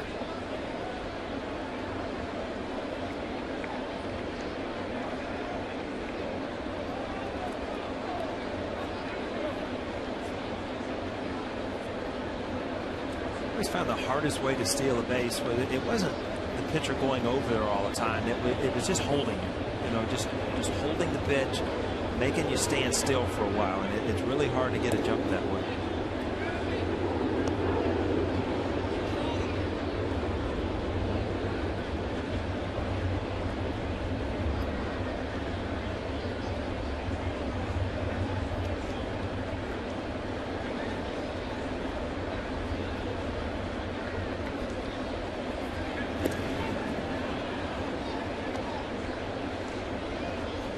See, all those signs are coming from the Yankee bench. Tony Pena controls the running game for the Yankees. Every pitch he's giving signs to Chris Stewart, the catcher, and he relays them to Freddie, and you can't shake off the bench. Act like you didn't see it. I used to love guys that didn't like to go to first base, and there's some pitchers that don't like to throw over there, and you know they got the signal from the bench, and they would step off and just throw over there. No chance of picking the guy off. They could get irritating out there sometimes on the mound, because you're distracted and you want to get the pitch off, and coach keeps calling coach keeps putting on a sign, pick off or step off. Runner goes. Throw to second. Another stolen base.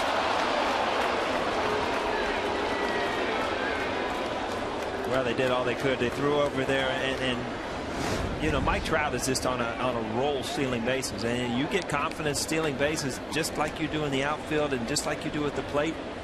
Ibar does a good job of taking the pitch, giving him an opportunity to get there. Pretty close. One of those guys that runs so fast that he actually really slows down when he hits dirt.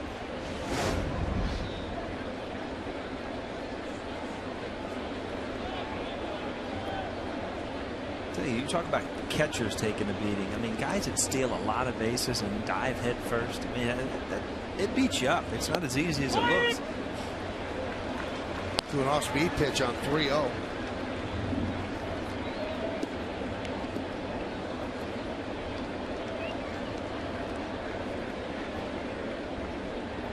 That's kind of been the feel for Freddie today. You know, he's kind of struggled locating his fastball. He almost feels better when he has to throw a strike to break out a slider or something off speed. He's got better command of his off-speed stuff than his fastball today, and that's why he's got 81 pitches here in the fourth.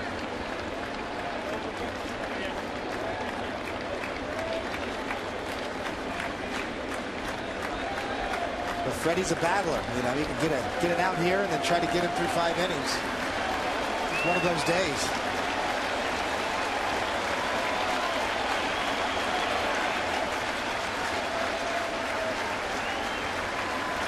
Big pitch here, 3-2. Albert Pujols on deck. Runner goes from second, and another stolen base for Trout, and a walk issued to Ibar. Say why, but you know, with Freddie Garcia and as many balls as he throws in the dirt, no chance here. They're not even holding him on. You know, to get to third base puts a little more pressure on Garcia and Chris Stewart to block anything in the dirt. This copyrighted telecast presented by authority of the New York Yankees and may not be reproduced or retransmitted in any form, and the accounts and descriptions of this game may not be disseminated without the express written consent of the New York Yankees, as Larry Rothschild comes out and talks with Freddie Garcia.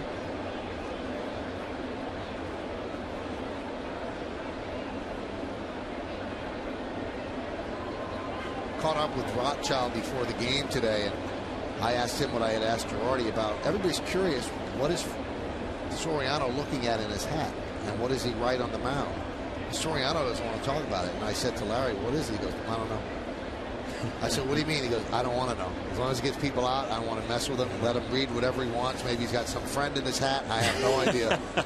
He goes, he can do whatever he wants when he's pitching like that.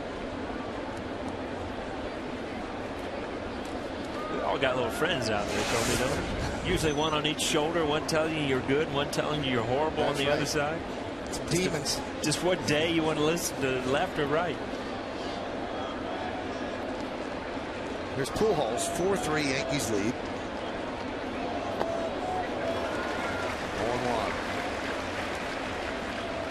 Well, these are the at-bats of the Anaheim Angels, Los Angeles Angels. How many times am I going to call Anaheim? You know what? They play in Anaheim. All right. It's all a word game. These are the at-bats that they brought Albert Pujols into. You know, 2 outs.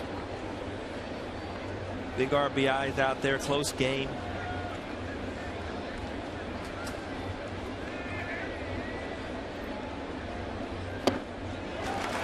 Two. Albert Pujols in a pull mode there. Both off-speed pitches. Look like he tried to pull both of them. That was Albert's problem in the first half of the year, the first month of the year. You never really saw Albert chase these type of pitches very much. Both the first and the second pitch out of the strike zone. You know, the human element of signing that big contract. You know, he's trying to justify it. He's been much better as of late. Nice pick there by Stewart. Talk about why Albert Pujols really doesn't leave the zone. And look at his say, he really has no movement. I mean, he picks up his foot, but he doesn't even move. And when you don't move a lot, there, you know, you can see the ball, and you can really, he's so quick. He can wait to see if there's strikes. Jack Paul's got the win yesterday. He's up in the bullpen again.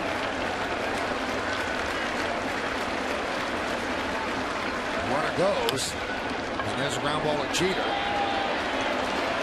Pujols not exactly busting it down the line. He gets thrown out in the final out of the fourth. 1 run, 1 hit, and 2 men left on base. We go to the bottom of the 4th inning. Teixeira will lead off.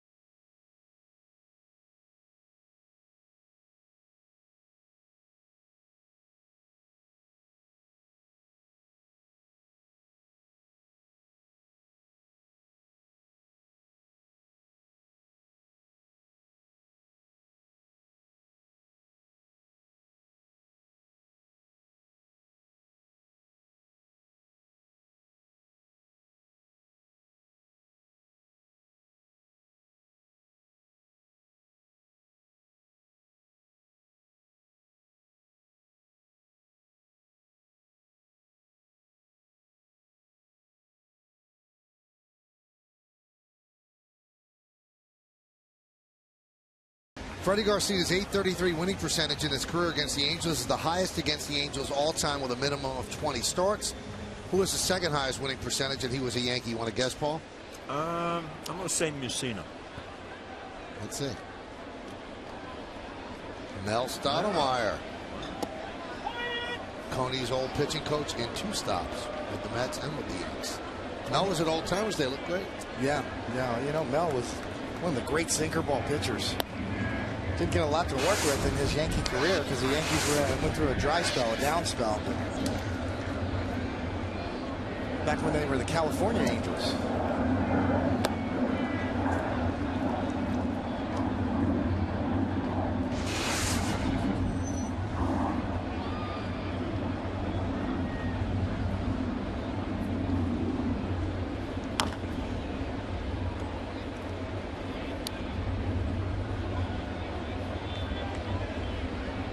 Count 2-2 on Teixeira.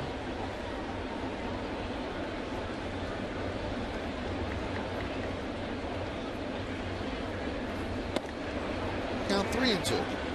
Last night, Mark Teixeira, 2 home runs, 5 RBIs, and I was reading a stat today. Since he's been in the major leagues, he has more 5 RBI games or more than anybody in the league.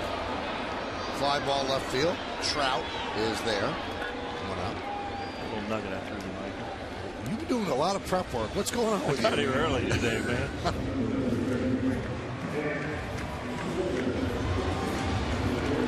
It's scary, David. I've got the iPad. You got the computer out. He's just pulling this stuff out of the sky. We don't know if he's making it up.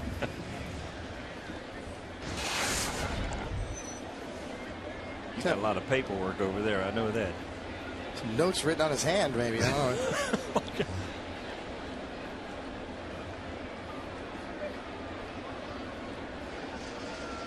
Here's Nick Swisher, who showed me his wedding ring today, which he had redone.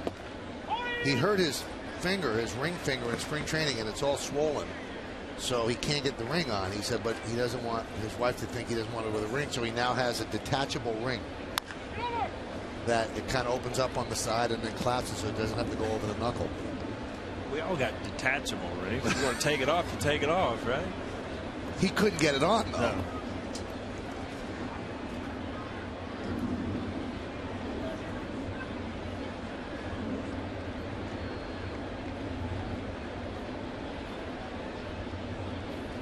Swing and a miss. He's down on strikes.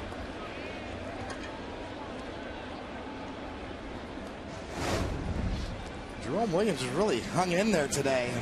Right above the belt with a fastball.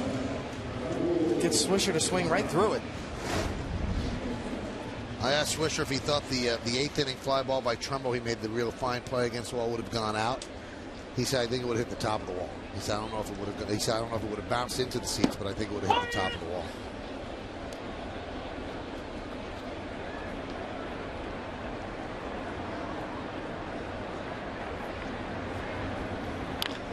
Ibanez slices a single to left field.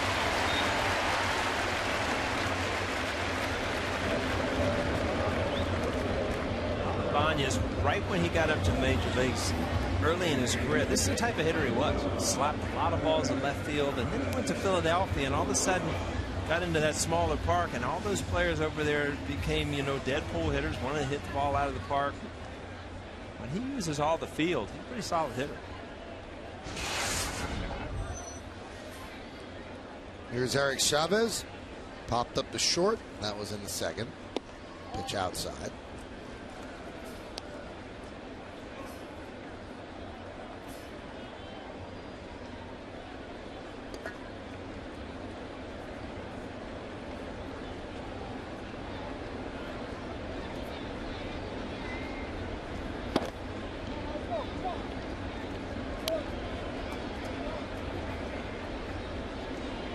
Jerome Williams broke in with the Giants.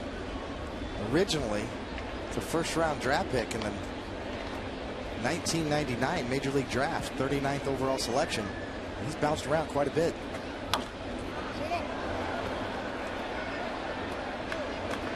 Got to make the seats. Much different pitcher. Obviously, used to be a little more of a power pitcher, power sinker. And then you have to learn to pitch with what you have. You lose a little bit on your fastball, and you have to gain a little bit on your control. Born in Honolulu, Hawaii. He had stops with the Cubs, the Athletics, the Washington Nationals, and played in Taiwan for a bit, independent leagues, and then found himself with another chance here with the Angels.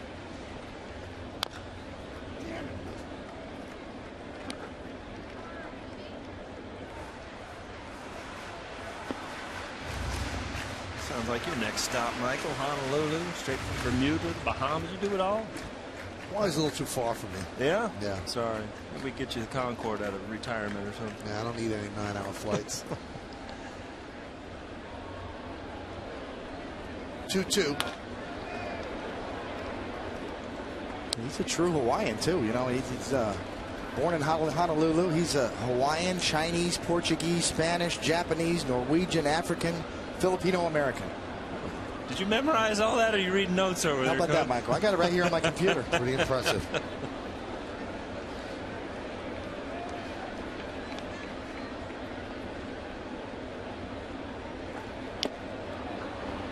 Foul tip held on to by Wilson, and that will do it. No runs a hit, no errors, 1 man left. Let's go to the 5th inning. Kendrys Morales will lead it off for the Angels.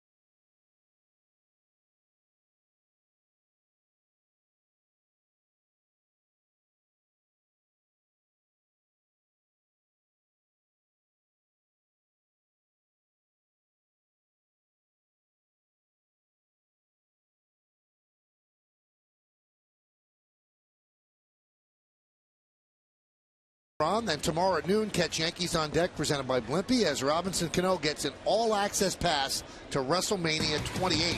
Then later at 5, don't miss a new WB Mason Presents the Joe Girardi Show as the skipper discusses the All-Star break. It all starts tomorrow at noon, and it's only on Yes.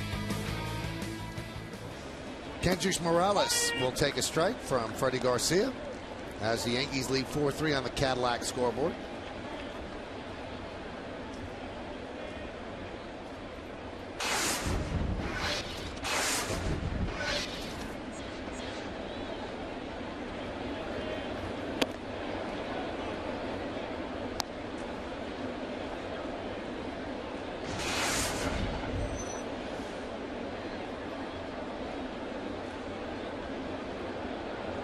Talked about trying to get Freddie at least through the 5th. Tough inning here for the meat of the order. Morales, Trumbo on deck, so it's some innings are tougher than others on your not only your pitch count, but the type of pitches you have to make to get through an inning, depending on where you are in the lineup. Been a real battle for Freddie today. He was almost out of the game the last inning. He was one hitter for being out of the game, but he got a big out with Pujols. Now just trying to get through the 5th inning here. 90 pitches. Anytime you're out there on the mound, and I've been there many times, and you're staring at 90 to 100 pitches through 5 innings, that's a hard day. You're really battling.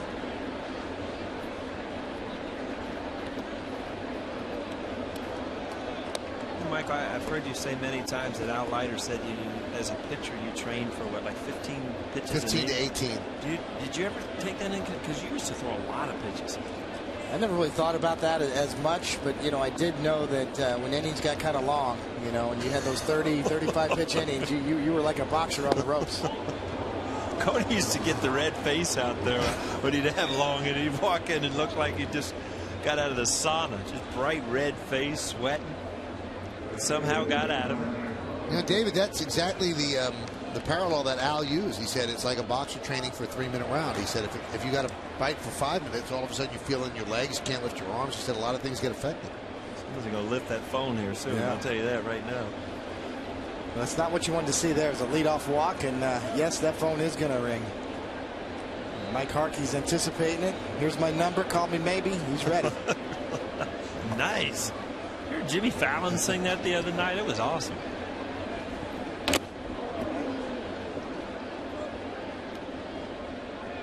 You're staying up awfully late, aren't you? Well, I was. It was pretty cool, though. He was. What's the girl's name, Coney? Sings that? Carly Jespin. Yeah. Well, he was on with there, and the Roots were in the back. It was nice.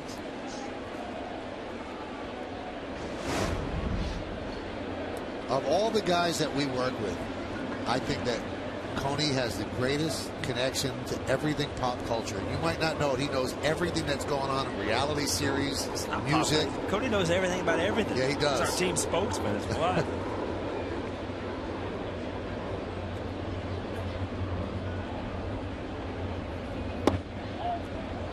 Count 1-1. A little worried about Teresa on the Housewives of New Jersey. It's nice to know. I'm going to tune in now. J-Lo's out from American Idol. I don't know. Are you still? Might even not go. Steven Tyler's also out. Michael, you and I might be doing it next year. You know what? You'd be good at that. You're a little pitchy, dog. That one is driven out to right field. And Swisher makes the play to retire Trumbo for the first out.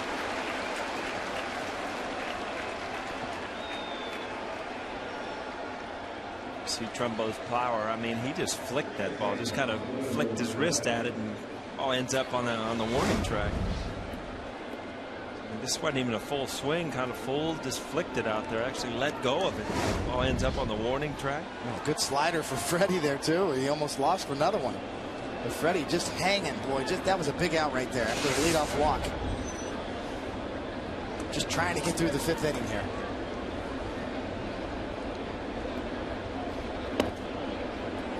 Magical about that 5th inning to the starting pitcher, because usually if you get through that 5th inning, it ends up either you get a point in the win column or the point in the loss column, you know. Four and 2/3 does not get it done, as Denny Nagel will let you know from the Game 4 of the 2000 Subway Series. High fly ball. Granderson is there for the second hit. You think Denny's still upset at Joe Torre for bringing you in? Absolutely, he is. He'll take that to his grave, right? Nobody on base. Mike Piazza batting. 2 outs in the 5th. Denny Nagel's got a 2-run lead, and here comes Coney trotting out of the bullpen. I double take too. I'm like, Coney, where are you coming from? I don't know what Joe was thinking about.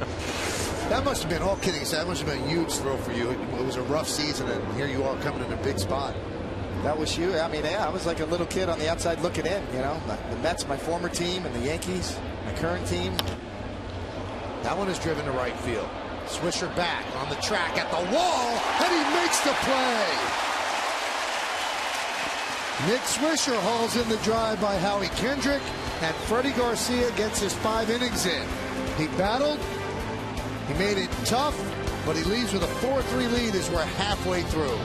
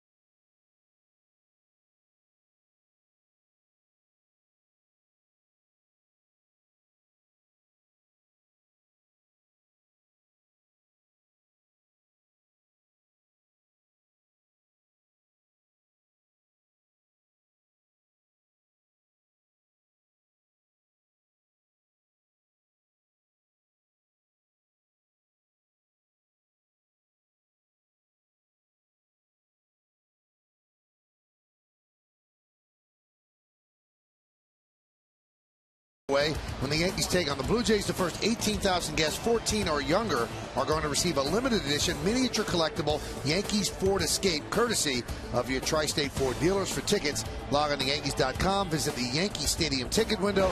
Yankees clubhouse shops, or call Ticketmaster at 877-469-9849.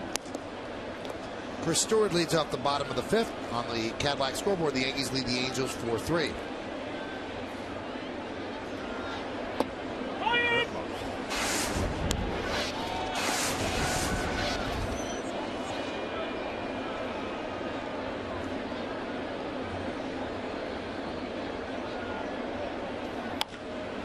Grounded third. Oh, what a play by Callaspo. Gets to his feet, fires, took an extra base hit away from Stewart. Nice play by Alberto Callaspo. One of these games, Coney, that Steve Stewart, I mean, when you're a spot starter, you don't get a lot of starts. You don't need guys making pirouette plays out there at third base on you. I'll tell you that right now. But you look at Callaspo, who's got a good, strong arm for that play. But this is one of those games you look at it, you're going to win or lose it by the bullpen. I mean, the starters probably aren't going to be involved. That's going to be a battle. Little shades of Greg Nettles down there at third.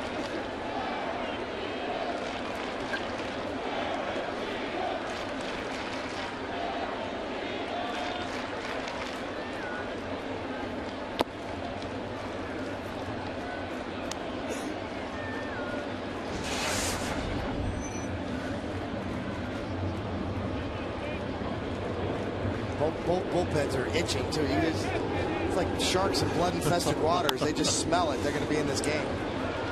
Kendrick knocks it down, and he takes a base hit away from Jeter. So the Angels flashing the leather here in the fifth inning. That wasn't a tough play getting to. The tough part of it, you see the ball hop up, and you know that ball doesn't catch his glove in the right spot. It's going to come out. Good play by Kendrick. See, that hits his heel. If it doesn't go in the pocket or hits his wrist, it's a base hit.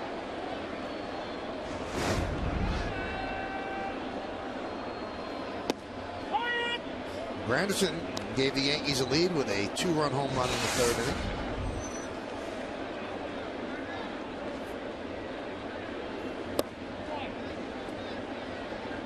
Michael, did you know that Granderson home run was the 12th go-ahead home run of the season? I did not realize Most that. in the majors. Wow. Another little nugget for you. I'm going to call you guys Denver. You are the Nuggets. I tell you one thing. You talk about basketball. This Brooklyn thing from last night, having some of the players out here, it's pretty exciting. Yes, it is. And you know now, because the Nets are on yes, you can get tickets to the games. We already talked about it, you and I. I didn't know it was a package deal. I thought we were going to the Jay-Z concert. Last night, Coney, did you hear him tell me? He's over here shaking his head. Don't act like you didn't hear me last night. I saw one of the new shirts, too. Pretty cool. You don't get major changes in sports in New York. I mean, that's a major deal. That is a big deal. And a team in Brooklyn is a big deal. Got to give him back the Dodgers, too. What do you think? I'm sure Mattingly would love it. Swing and a miss as Granderson down on strikes. So a strong inning for Jerome Williams, helped by his defense. Yankees go down in order, and we go to the sixth inning. Yankees up 4-3.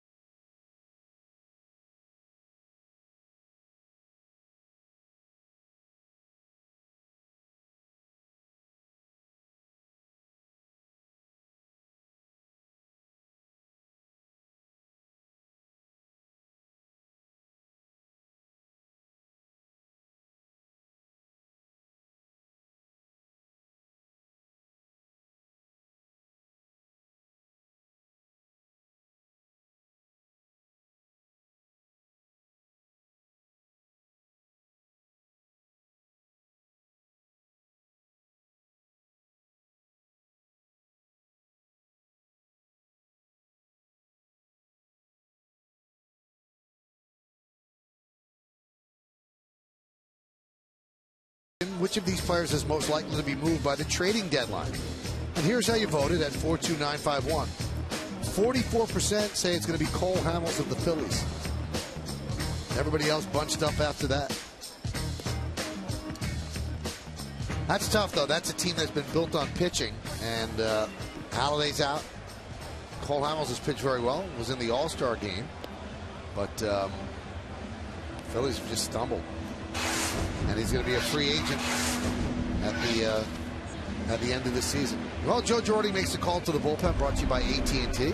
So Freddie Garcia gave the Yankees 5. If the bullpen does a job, he could pick up the victory. And here's the guy who picked up the victory yesterday in relief. No, this is Cody Epley. Qualls was warming up earlier, so they bring in Epley, who's been so effective for them against righties. 27 games, 2.91 ERA. And this is when Girardi starts mixing and matching out of the pen.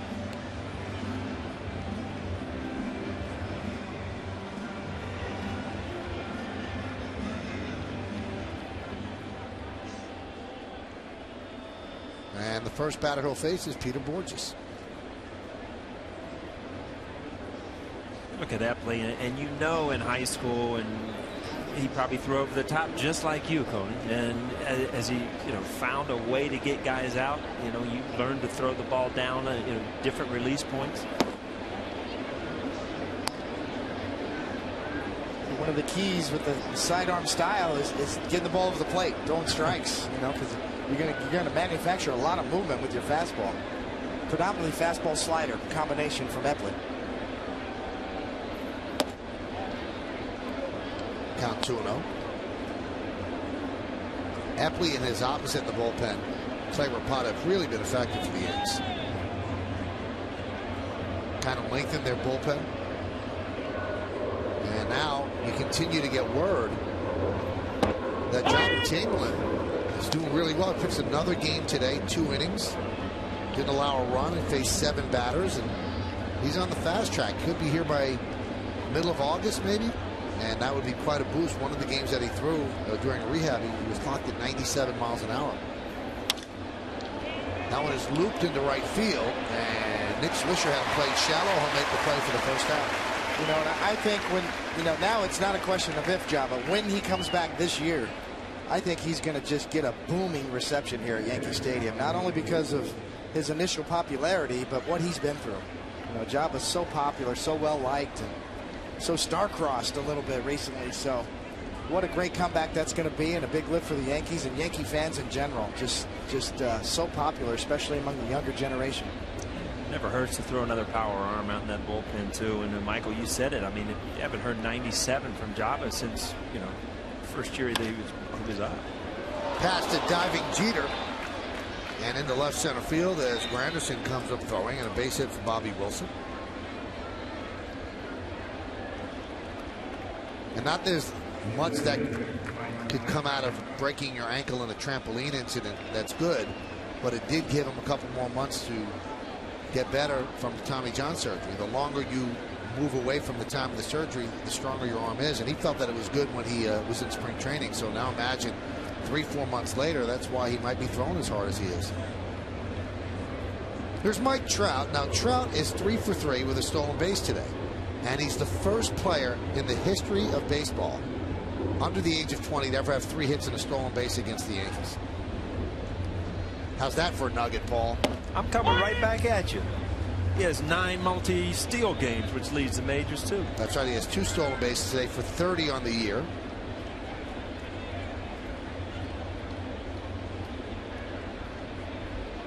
The more the things you read about Mike Trout, it just tells you he's a good player, period. And the Angel record, by the way, for stolen bases is 43, set back in 1992 by Chad Curtis. So he certainly has a great chance at that.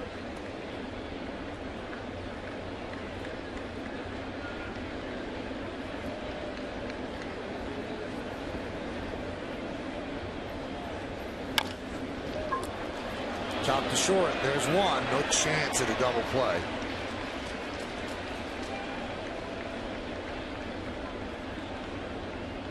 You talked about, and Epley gets that good movement because of his sidearm delivery, gets a good sink, You're going to see a lot of ground balls.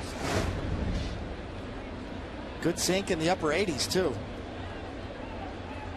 Trout beats it right down into the ground. And Jeter very smart, and Cano as well. Just make sure you get one. Ouch.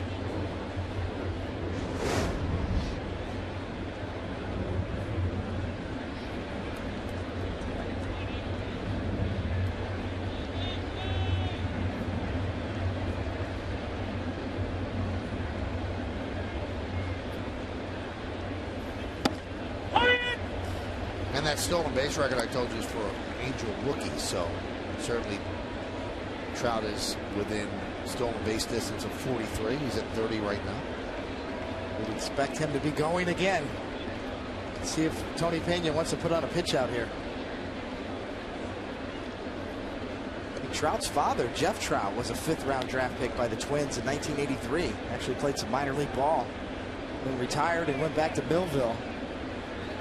Obviously did a great job raising this young man, because of all the talent physically he has, all the scouting reports say that his mental makeup is even better than his physical talent. Just a great kid.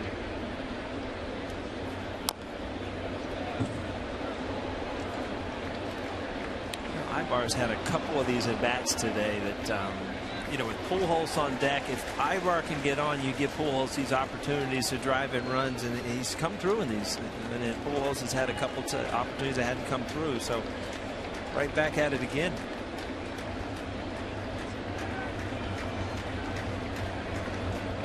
You know as well as I do, Coney, as a pitcher, every once in a while you do peek over on that on-deck circle and see what's coming at you.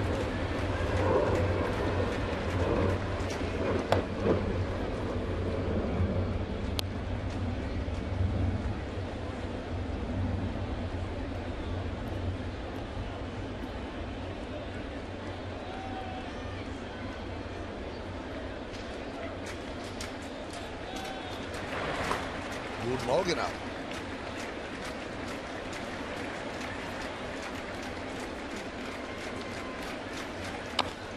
Tap slowly down the third baseline, and Epley grabs it before it can roll back fair.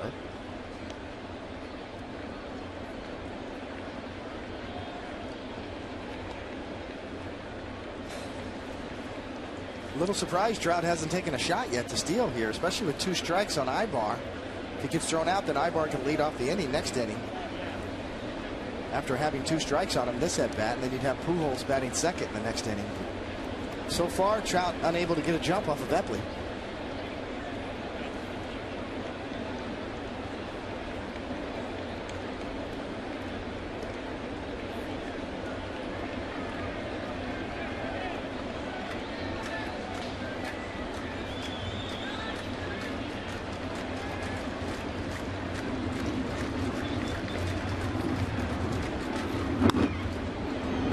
Popped up.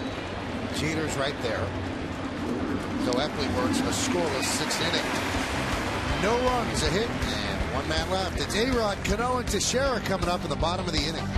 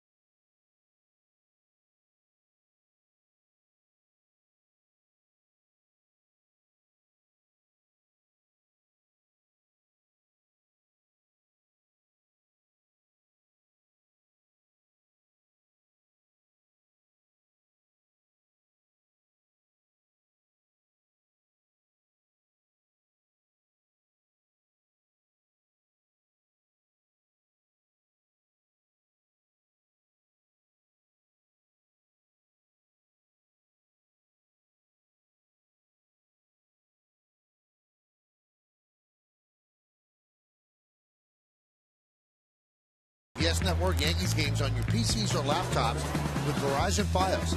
Get the remaining season of live Yankee games on the go for just $39.99 if you're a Verizon Fios TV customer with Fios Internet. Go to yesnetwork.com to get more info and subscribe now. Alex Rodriguez rockets one into left center field. It's a base hit, and it'll go to the wall. A-Rod starts off the 6th inning with a double into the gap.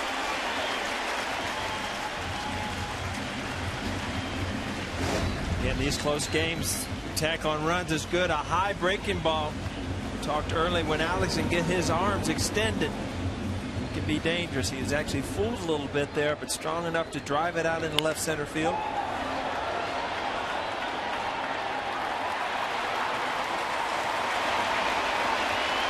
Michael, I forgot to ask you. I was coming in today, listening to the radio, and there was an advertisement. You're doing a golf tournament or something. I'll be there. Yeah. I don't golf. I don't golf. Oh, you just show up to a golf tournament, don't golf? Yeah. What's up with that? I'm emceeing something. I was going to come and watch. Looking for a caddy? Yeah, exactly.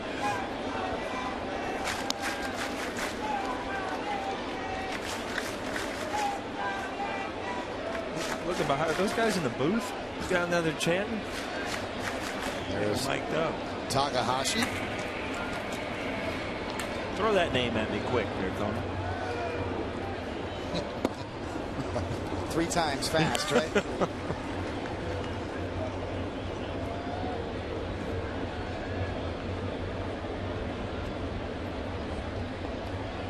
A-Rod, his first hit of the series, 1 for 3. Yankees lead 4-3, bottom of the 6th. Hot shot up the middle. It's off second base, and it counters into center field. That'll allow A-Rod to score. It's an RBI single for Cano. Yankees lead 5-3. You know, it's funny, if you're Mike Scioscia, you know, Williams is in the same position that Freddie was last year. Can I get another inning out of him? And it just looks like that it was one too many. You know, good swings this inning. A-Rod leads off with a double. Robbie Cano, see his balance is hitting the ball right back up the middle. Ricochets off second base. Really didn't change the play. It was probably up the middle anyway. Through the wickets, off the bag. That might have helped a little bit, you know. It released any doubt about whether A-Rod would score on that play. So Cano has 3 of the 5 runs and RBIs in the game. 2-run home run in the first and that RBI single here. Shift is on for Teixeira. One infielder on the left side. And he rockets it past Pujols, but foul.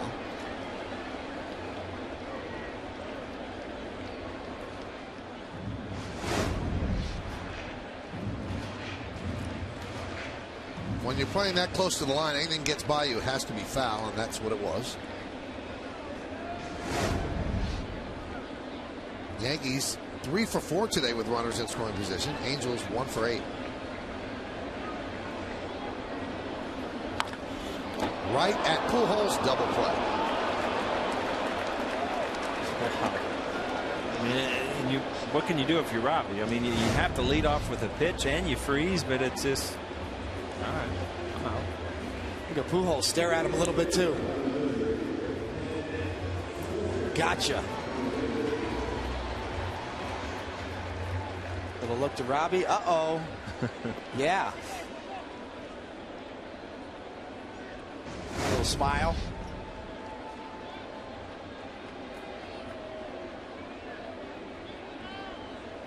So 2 down, and that'll bring up Swisher.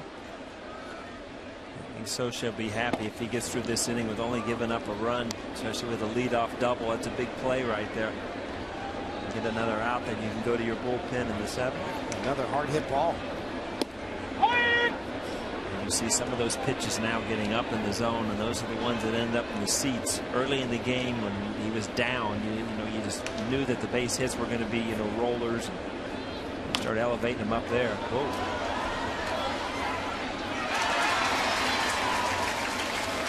Pretty close. Have we had any balls in this booth yet? I'm not sure. I don't remember it. You were ducking? Don't remember? I would be jumping after it. You know how I roll.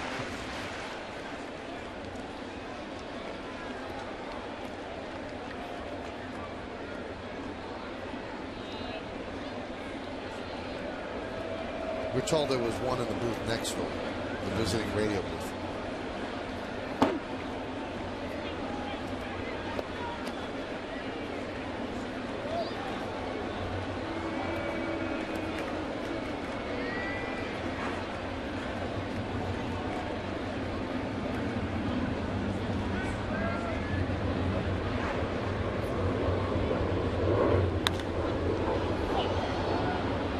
Fly ball to right field. Trumbo coming in, and he makes the play for the final out. Well, the Yankees get a run. Here's how they did it. Alex Rodriguez led off with a double to left center. And then Robinson Cano with a single right up the middle, bringing smiles and a 5-3 lead as we go to the seventh.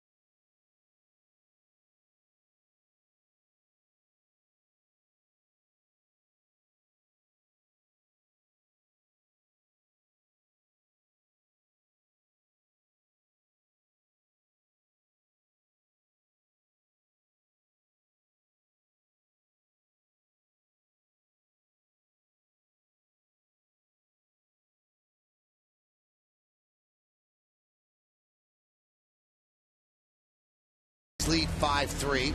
Trout 3 for 4, double, a run scored, 2 stolen bases. Cano a 2-run home run. He has 3 ribbies on the day.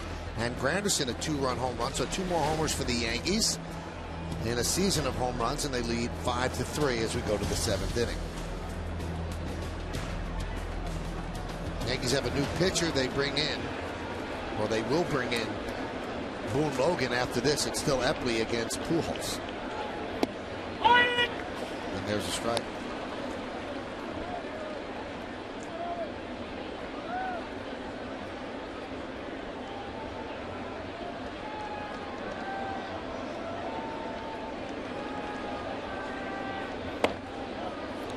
Earlier I said Trout was the first player under 20, and I misspoke. 20 or under. I want to get that stat right. He's 20 years old. He's not under 20. Who's had 3 hits and a stolen base in a game against the Yankees. So 20 or younger. Cadillac scoreboard. 5-3 Yankees lead. Pitch outside. 2-1. What it's come to, Paulie. Now we have players born in the 90s. Yeah, that's weird. I never. Trout born in 1991. Whatever.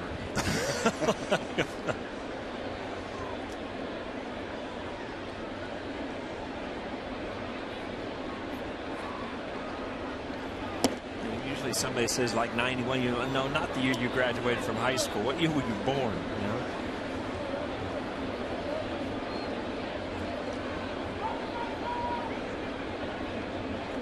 Not this guy. Albert Pujols was born in 1980, so he's been around a little bit. A career 326 hitter.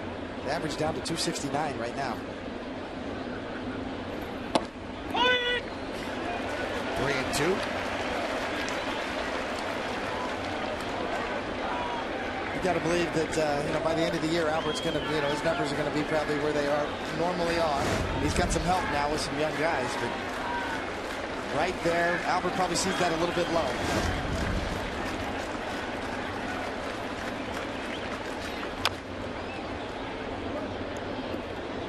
You see in Albert Pujols, you watch that little thing where him holding the bat, and you always teach kids to get that bat out in their fingers, and that's how you can really release it. A lot of young kids want to really just dig that bat into the palm of their hands much quicker, and you'll see Albert Pujols really, in his setup, gets that bat out in his fingertips so he can just let it go. Grounded right to Teixeira. One away.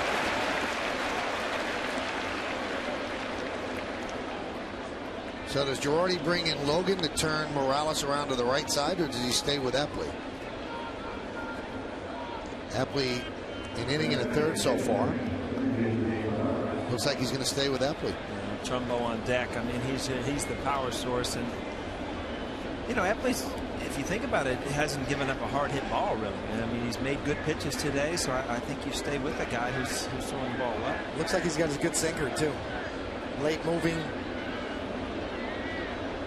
It's hard to throw sidearm and throw 88, 89, 90 miles an hour.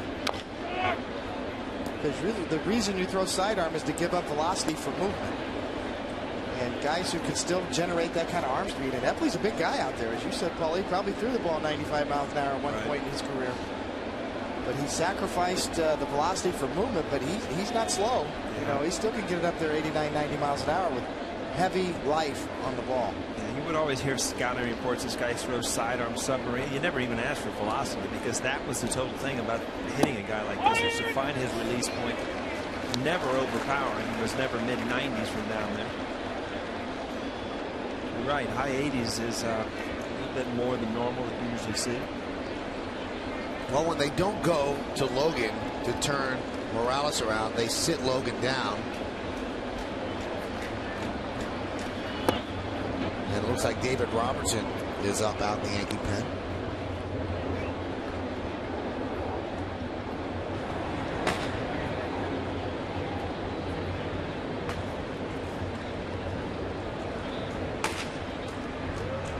Some good acoustics out there today.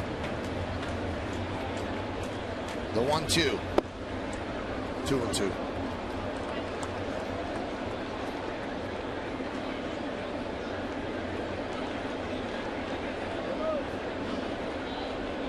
One of the loudest relievers I ever heard warm up was Goose Gossage. Sounded like a gun was going off in the bullpen when he started to air it out down there. Tell you what, I never, a lot of the bullpens, foul ball, they were right behind, as a right fielder, and every once in a while you just hear them wham, wham, like, my God, who's throwing now? You always think that they're throwing 100 out in the bullpen until you get in, and everything kind of echoes out there. Let's see how this one sounds. Good sound. The 2-2. Ground ball at Cano. And there's 2 away.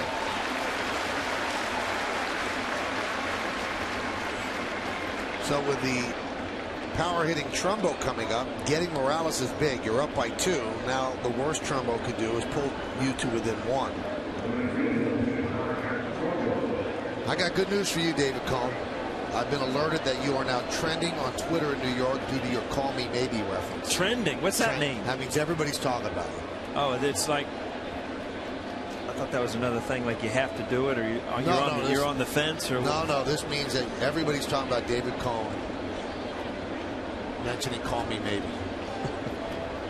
That's on his workout iPod. You kidding me? I just met you. This is crazy. I love it. Let me call my daughter. I know she knows all the lyrics too.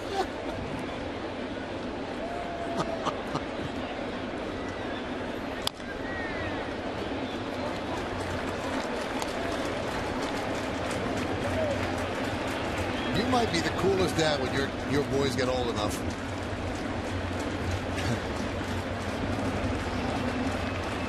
few stories for him, doesn't she, Cody?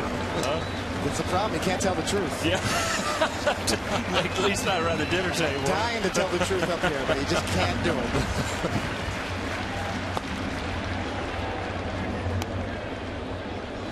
Your sons will have mastered Google by then. Yeah, they can't hide either. That's true.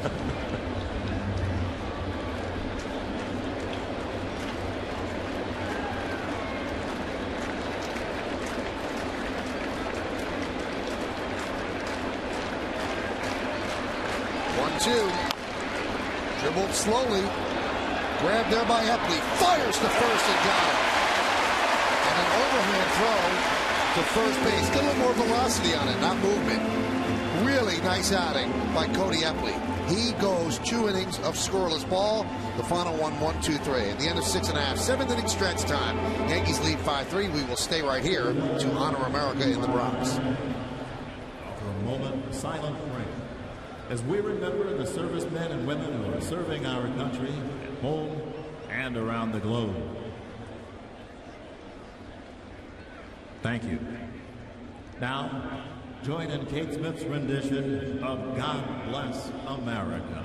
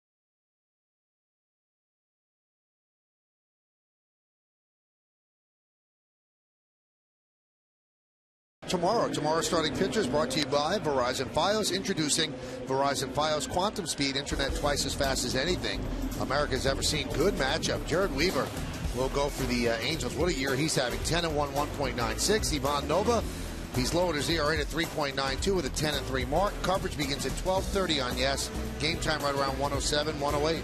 20-4 combined. Huh? Nice. All right, so we go to the bottom of the 7th. A nice performance by Epley. 2 innings of scoreless ball in relief for Freddie Garcia. And a new pitcher for the Angels is Hisanori Takahashi. Those are the numbers on Takahashi.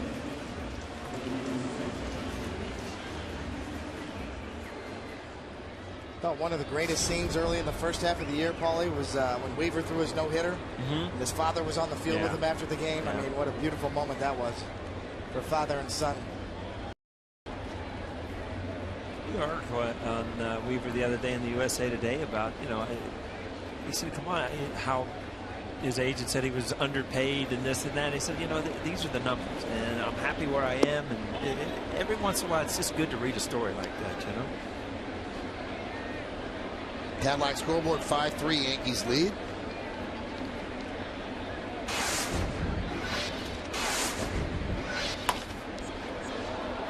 Andy Banez lifts one to center field. Peter Borges comes in and makes the play for the first out.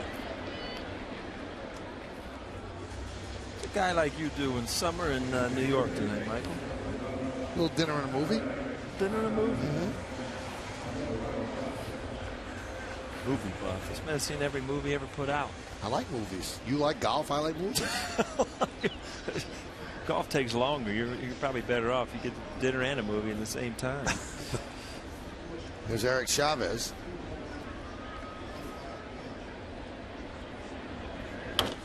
He swings at the first pitch and pops it up.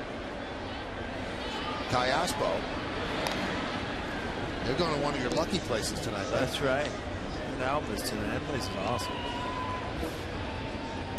Big plans, little karaoke, David, for you? Call me maybe. Yeah. Saturday night's a good karaoke night. Yeah. Now that you mentioned it, it is. Some of your favorite places, sport karaoke too. Huh?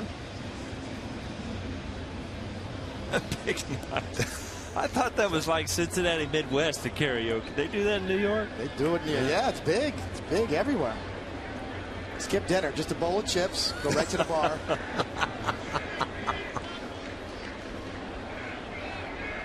Chris Stewart takes a strike. How would that go over at your house, Mike? Johnny, we're going to chips and we're going to karaoke. I defy you, Paul. I defy anybody listening to go out with a group of friends, do karaoke, and not have a good time. Oh, I know. It is fun. I'd pay good money to see you sing a song. You know what? When that was really big and we did it at parties and stuff, the thing, you get caught up, like, really, that's what the song really says? Because I'm horrible with, like, lyrics. My wife knows every lyric ever known to man, but, it's weird. 1-2-3 for Takahashi. He retires the bottom of the Yankee order in order. We go to the 8th. Yankees up 5-3.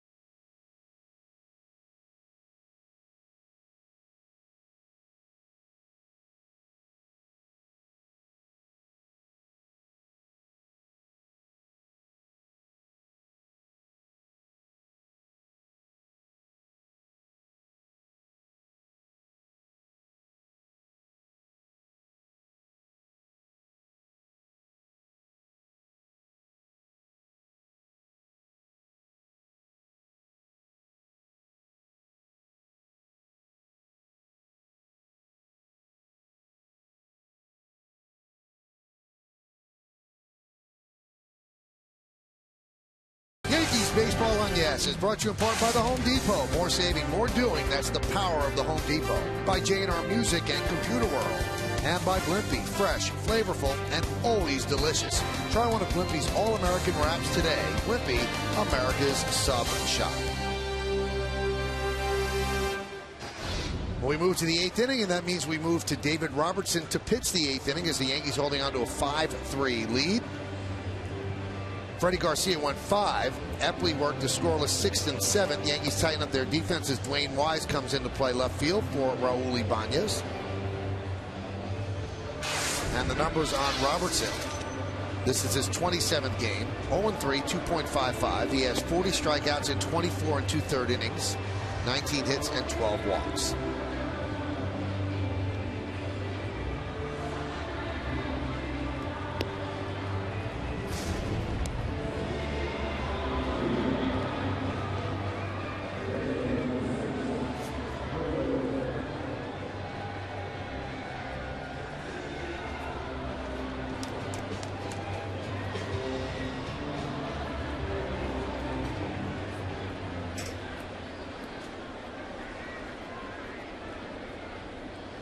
Alberto Callaspo will start it off, and then Kendrick and Borges.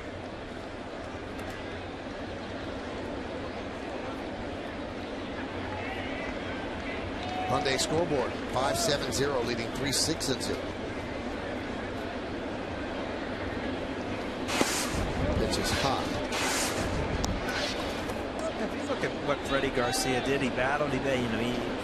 He left with the lead, and he's giving this team a chance to win. And let's face it, Freddie Garcia is your fifth starter, and if you can get wins out of your fifth starter, your rotation's in good shape. You got CC coming back on Tuesday. Have they said anything about a pitch count with him? I think he's good to go. Yeah. I mean, Joe said he's not going to push him over 115, but he's in 7 or 8 innings. Yeah.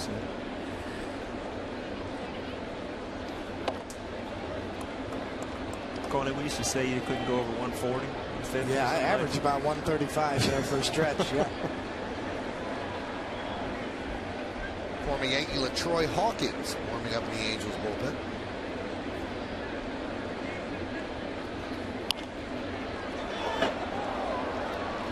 Got a little trivia for you, David.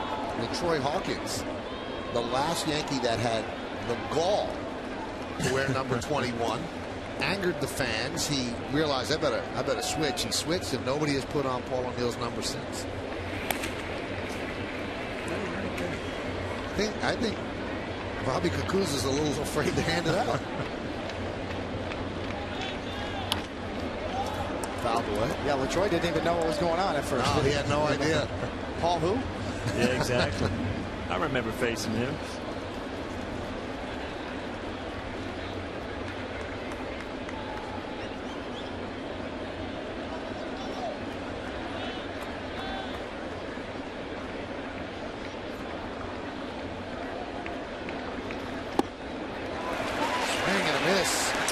Some different swings. You see guys who were out front pulling balls. Now all of a sudden Robertson's in there, and you see him fouling them off the other way, and fastballs by guys. Power arm. There's something about his fastball that just kind of jumps at the end and gets by guys. You can really see that side angle, how late Callaspo was on that fastball, really right down the middle. Here's one guy that has had some success off Robertson, Kendrick. 9 from 19, 474. Too many guys have good numbers off Robertson.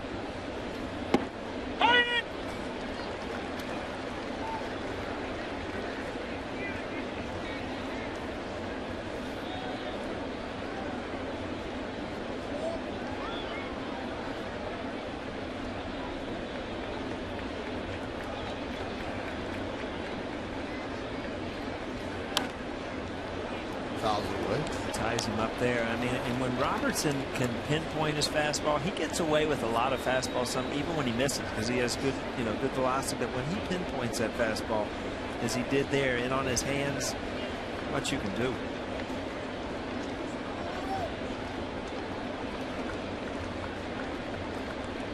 Tough place to be a hitter here. You haven't seen his curveball. You know he has a good one. So you just take the fastball down the middle looking for the curveball. And that's where, a smart pitcher can say, hey, I tied him up. Why go away and go to another pitch? Just a good fastball in the outer half. I mean, here's the target. The glove right there, right to the glove. I mean, Stewart had a little movement on his glove before he caught it, but it was right to the center of that target. Kendrick, obviously, you see, he's talking about the angle on Robertson's fastball. Hard to pick up.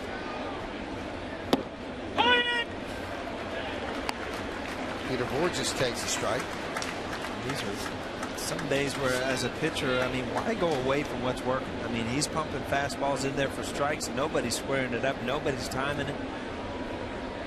Save your pitches. Don't mess around and just keep pumping that thing in there.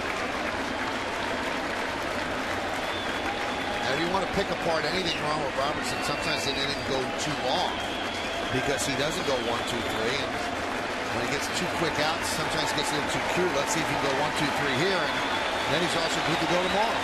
Each game leads to the next. Crowd looking for a strikeout. Chance to strike out the side. He stayed stuck with the fastball. Again, late on the swing.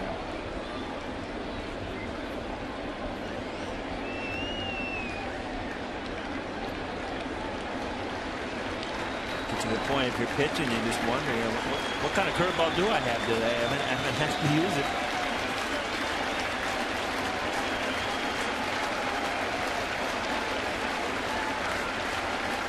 The 0-2. There's a base hit. As Borges picks up a 2-out single, keep the inning going.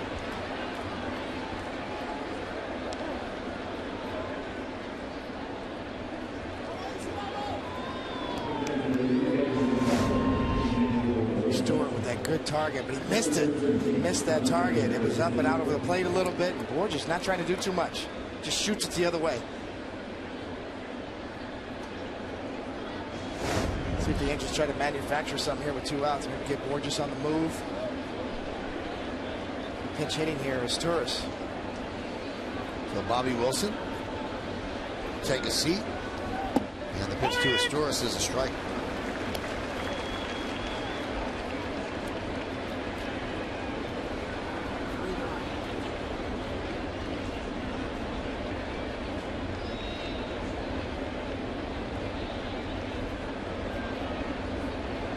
Goes.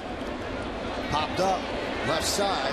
Chavez on the run, and he makes the play for the final out. So Robertson works a scoreless 8th. The Yankee bullpen. 3 innings of scoreless ball in relief of Freddie Garcia. We go to the bottom of the 8th inning and the top of the Yankee order coming up.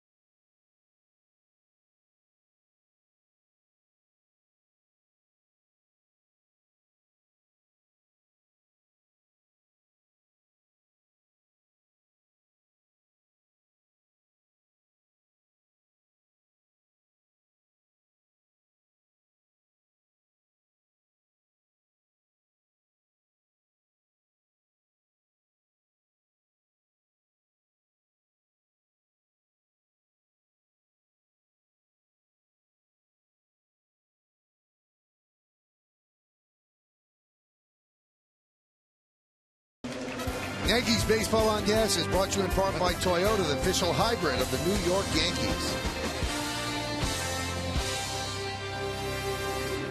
Well, we go to the bottom of the 8th. Yankees up 5-3. And if you want another chance to catch this game and every Yes Network game another time around, if you missed any of the big hits and great plays, just watch the encore later every night or again the next morning at 9. Brought to you by Verizon Fios.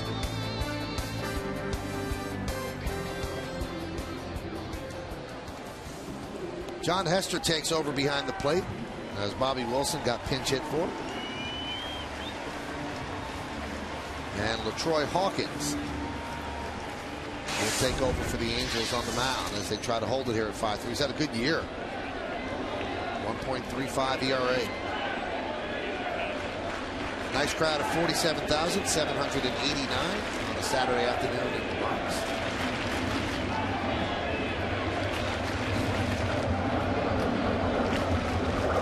Hyundai scoreboard 5-3.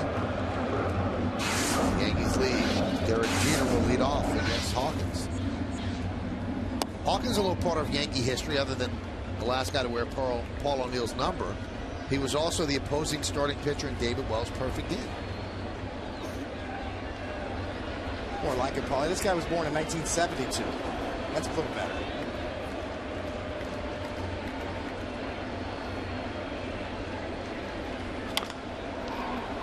Grounded to short. High bar gets Jeter for the first out.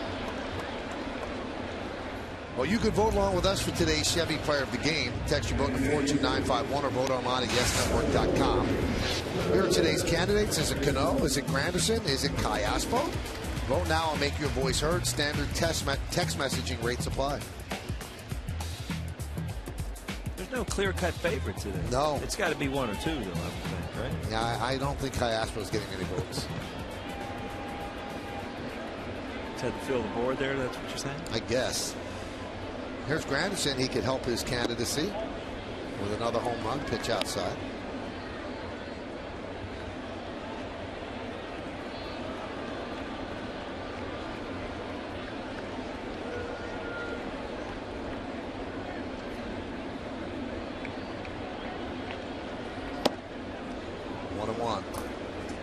Hawkins still got that good arm. You know, he's always had a live arm still. 93 miles an hour. Saw his numbers this year. Pro kid, 1995 with Minnesota in the big leagues. Michael, you brought it up, and he was a starter originally. He used to throw his big overhand curveball and a changeup with that fastball. But since he's gone to the pen, he's, you know, pretty much just a fastball guy. And he could come in for an inning or two and get away with it that way. Mix in a curveball once in a while.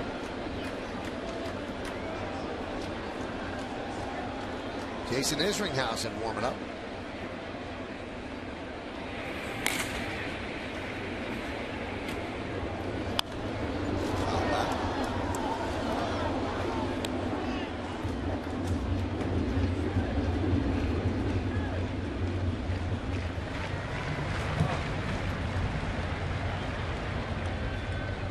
Soriano getting ready to pitch the ninth inning.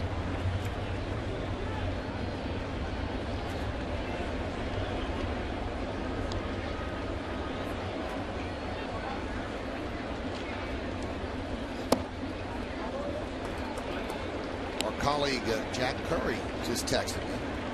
He said, ask Paul O'Neill a trivia question. And I said, okay, what is? He said, ask him who broke the news to him that LaTroy Hawkins was wearing his number. That was Jack Curry. That's right. When I was on the golf course in Cincinnati when he called me, matter of fact. High fly ball, deep left center, long run, and Trout catches up with it to haul it in for the second out.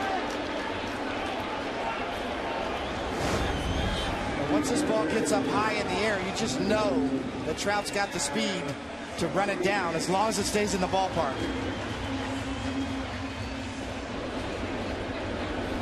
Gorgeous and center's kind of shading him to right field a little bit, so this is Trout's ball all the way. You just wonder where, you know, in the next couple of years Trout's going to end up. Is he going to be a left fielder? Is he going to be a center fielder? Borges, you know, we talk about it, he's a good defensive center fielder. Alex Rodriguez grounds one up the middle. Grabbed there by Kendrick, fires to first, and A-Rod has himself a hit. So he's now 2 for 4 today, and that'll give Cano an at-bat. Well, anytime you can do that, that helps, because Robbie can do a lot of things. We saw him earlier in the game. Take one out to left center, and this is a good matchup for Robbie, where he's going to see a fastball before the count's over. Troy Hawkins is a guy who will pitch around people, will go after people.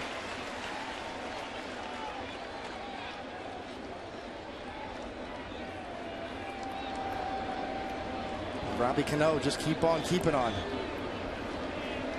It's another song. What one was that, Coney? I'd ask Michael, but he hasn't got one all year. Bill Boland's not here to help you either. Please stop. It's an outrage.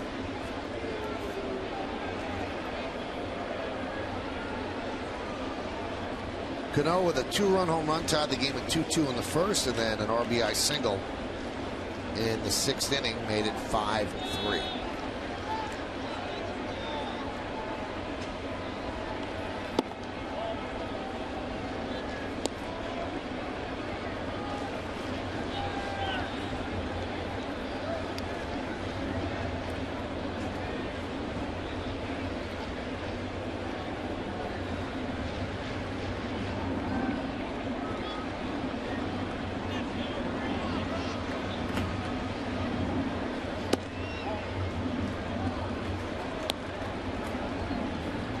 Dangerous count here, Coney. I mean, you missed away with a couple fastballs. You don't want to walk anybody, but boy, you just can't groove a fastball to Robbie here.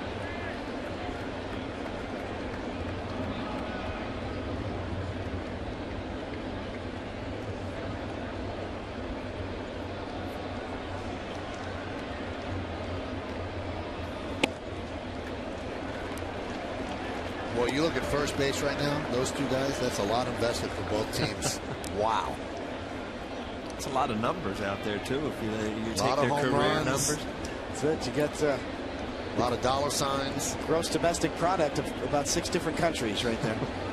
And for 1 year.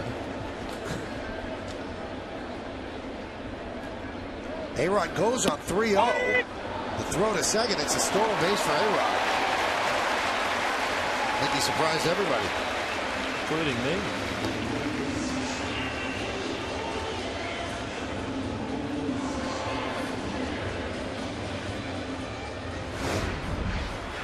Running start. Yes, he's off into the races, and Detroit's just now releasing the ball, and that'll be number 10 on the year. We talked about ways to hold runners and ways to give guys stolen bases is not making them stop. A lot closer than it looked. The throw when the glove was right on the shoulder of Alex, and much closer than we first thought. So now in scoring position for Cano. Teixeira's on deck. We're in the bottom of the 8th.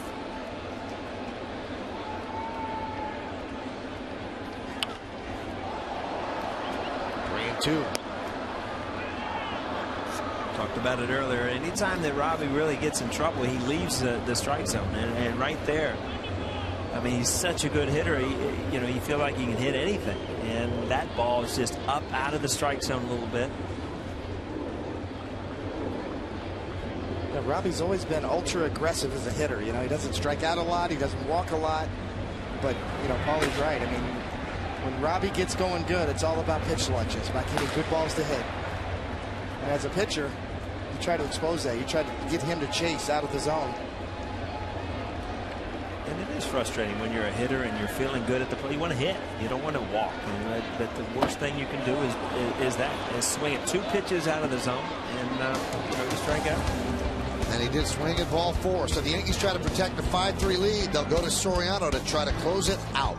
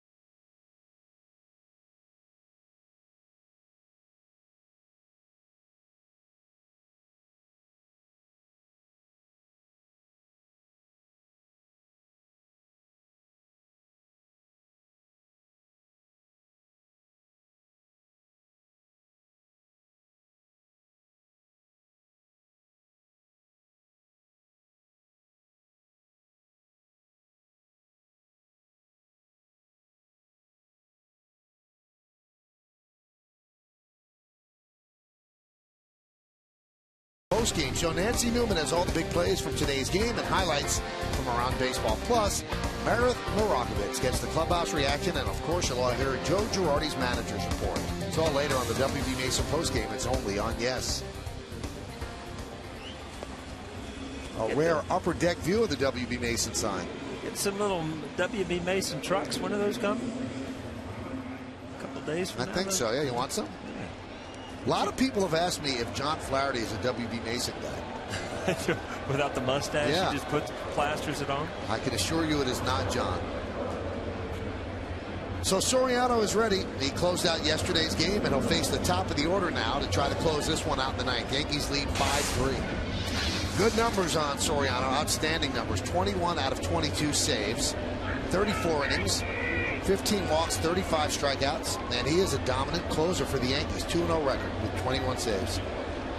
And he'll face the dangerous Mike Trout to start it off. They're in at the corners, guarding against the bunt. And there's a strike to Trout.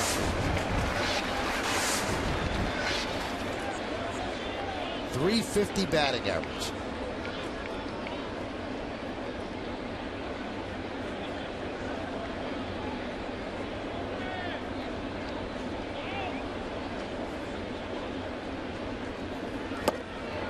Count 0-2.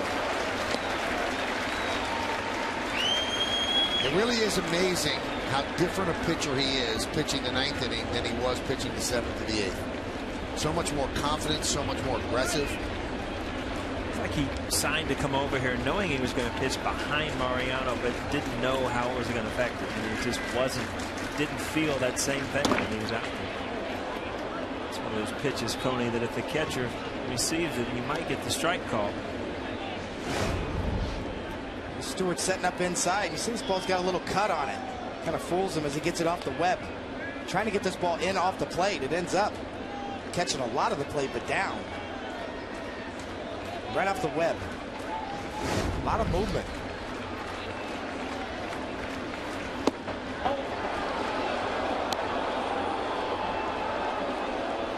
You say, and I was watching Soriano pitch last night and trying to figure out why he's been so successful. And Trout, he's been so comfortable this series, and you see in this at bat, just, you know, looks uncomfortable. Hasn't been on any pitches, and it just, you know, Soriano's doing a good job of keeping people off balance.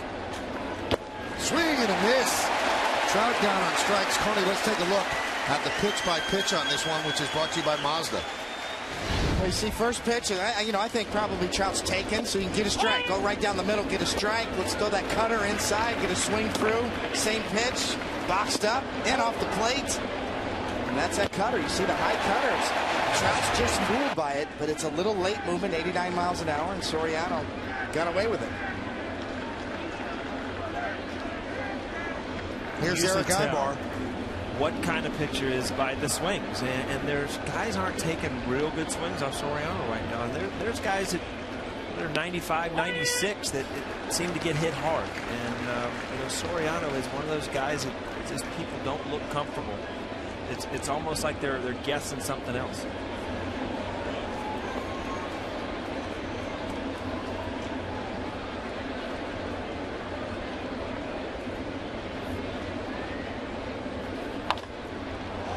High fly ball, right field. And Swisher runs out of room. You know, Soriano's one of the rare closers that will mix in 3 different pitches. You know, he'll throw that slider. His fastball, that's probably his best heater you just saw right there at 94. The cutter he struck out Trout with was about 89 miles an hour, and the slider's in the low 80s. So, you know, for a one-inning guy and a closer, you don't see too many 3-pitch closers. He will throw any one of those 3 pitches at any time.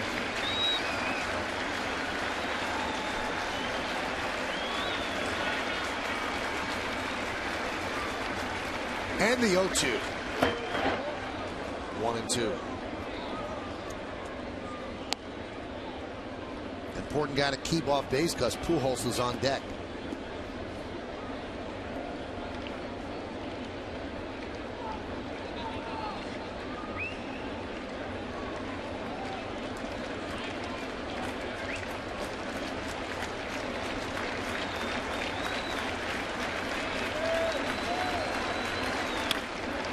Chop right to Chavez.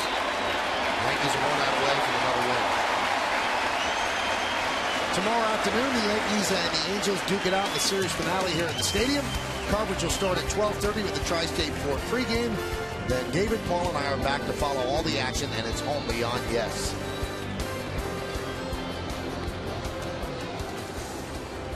Now here's a stat for you, Michael. Look at this. Wow. Pujols is 5 for 5 with a home run against Soriano. That's got to be his time, probably with the Atlanta Braves. Although they could have met in the interleague.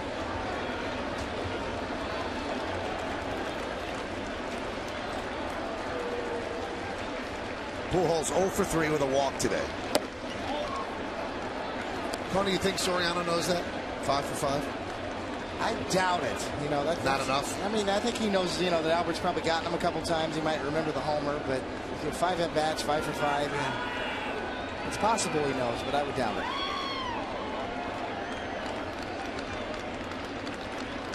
Now the question goes to you, Paul, is Pujols. You know you hit well off a guy, but I'll tell you what you do know is, and pitchers, you could be 20 for 20 and giving up one home run. They'll remember that pitch that you hit the home run on, and that's where you see adjustments. And whether you hit an inside fastball, you don't see that inside fastball again. And whether it's right or wrong, that's what pitchers do. They don't forget the pitches they've thrown home runs. Yankees a strike away from a win.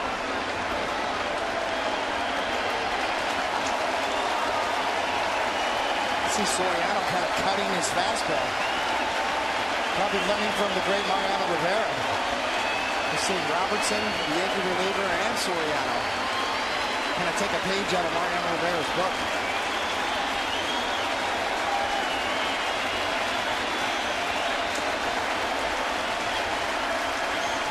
And the 1-2. Did he go? Did he go? Yes, he did. Ball game is over. Yankees win 5-3. A 1-2-3 inning for Soriano as he retires Pujols for the first time in his career, and the Yankees have won the first 2 games of this 3-game set. Well, Freddie Garcia gets the win, but you have to give a big fat save to the bullpen. 4 shutout innings, 2 by Epley, 1 by Robertson, and 1 by Soriano. Stick around for the postgame show to find out who's today's Chevy player of the game. And here is the final pitch. Just explodes up and in. Albert Pujols looking away, maybe looking for that cutter again, and gets just the opposite. It just gets tied up.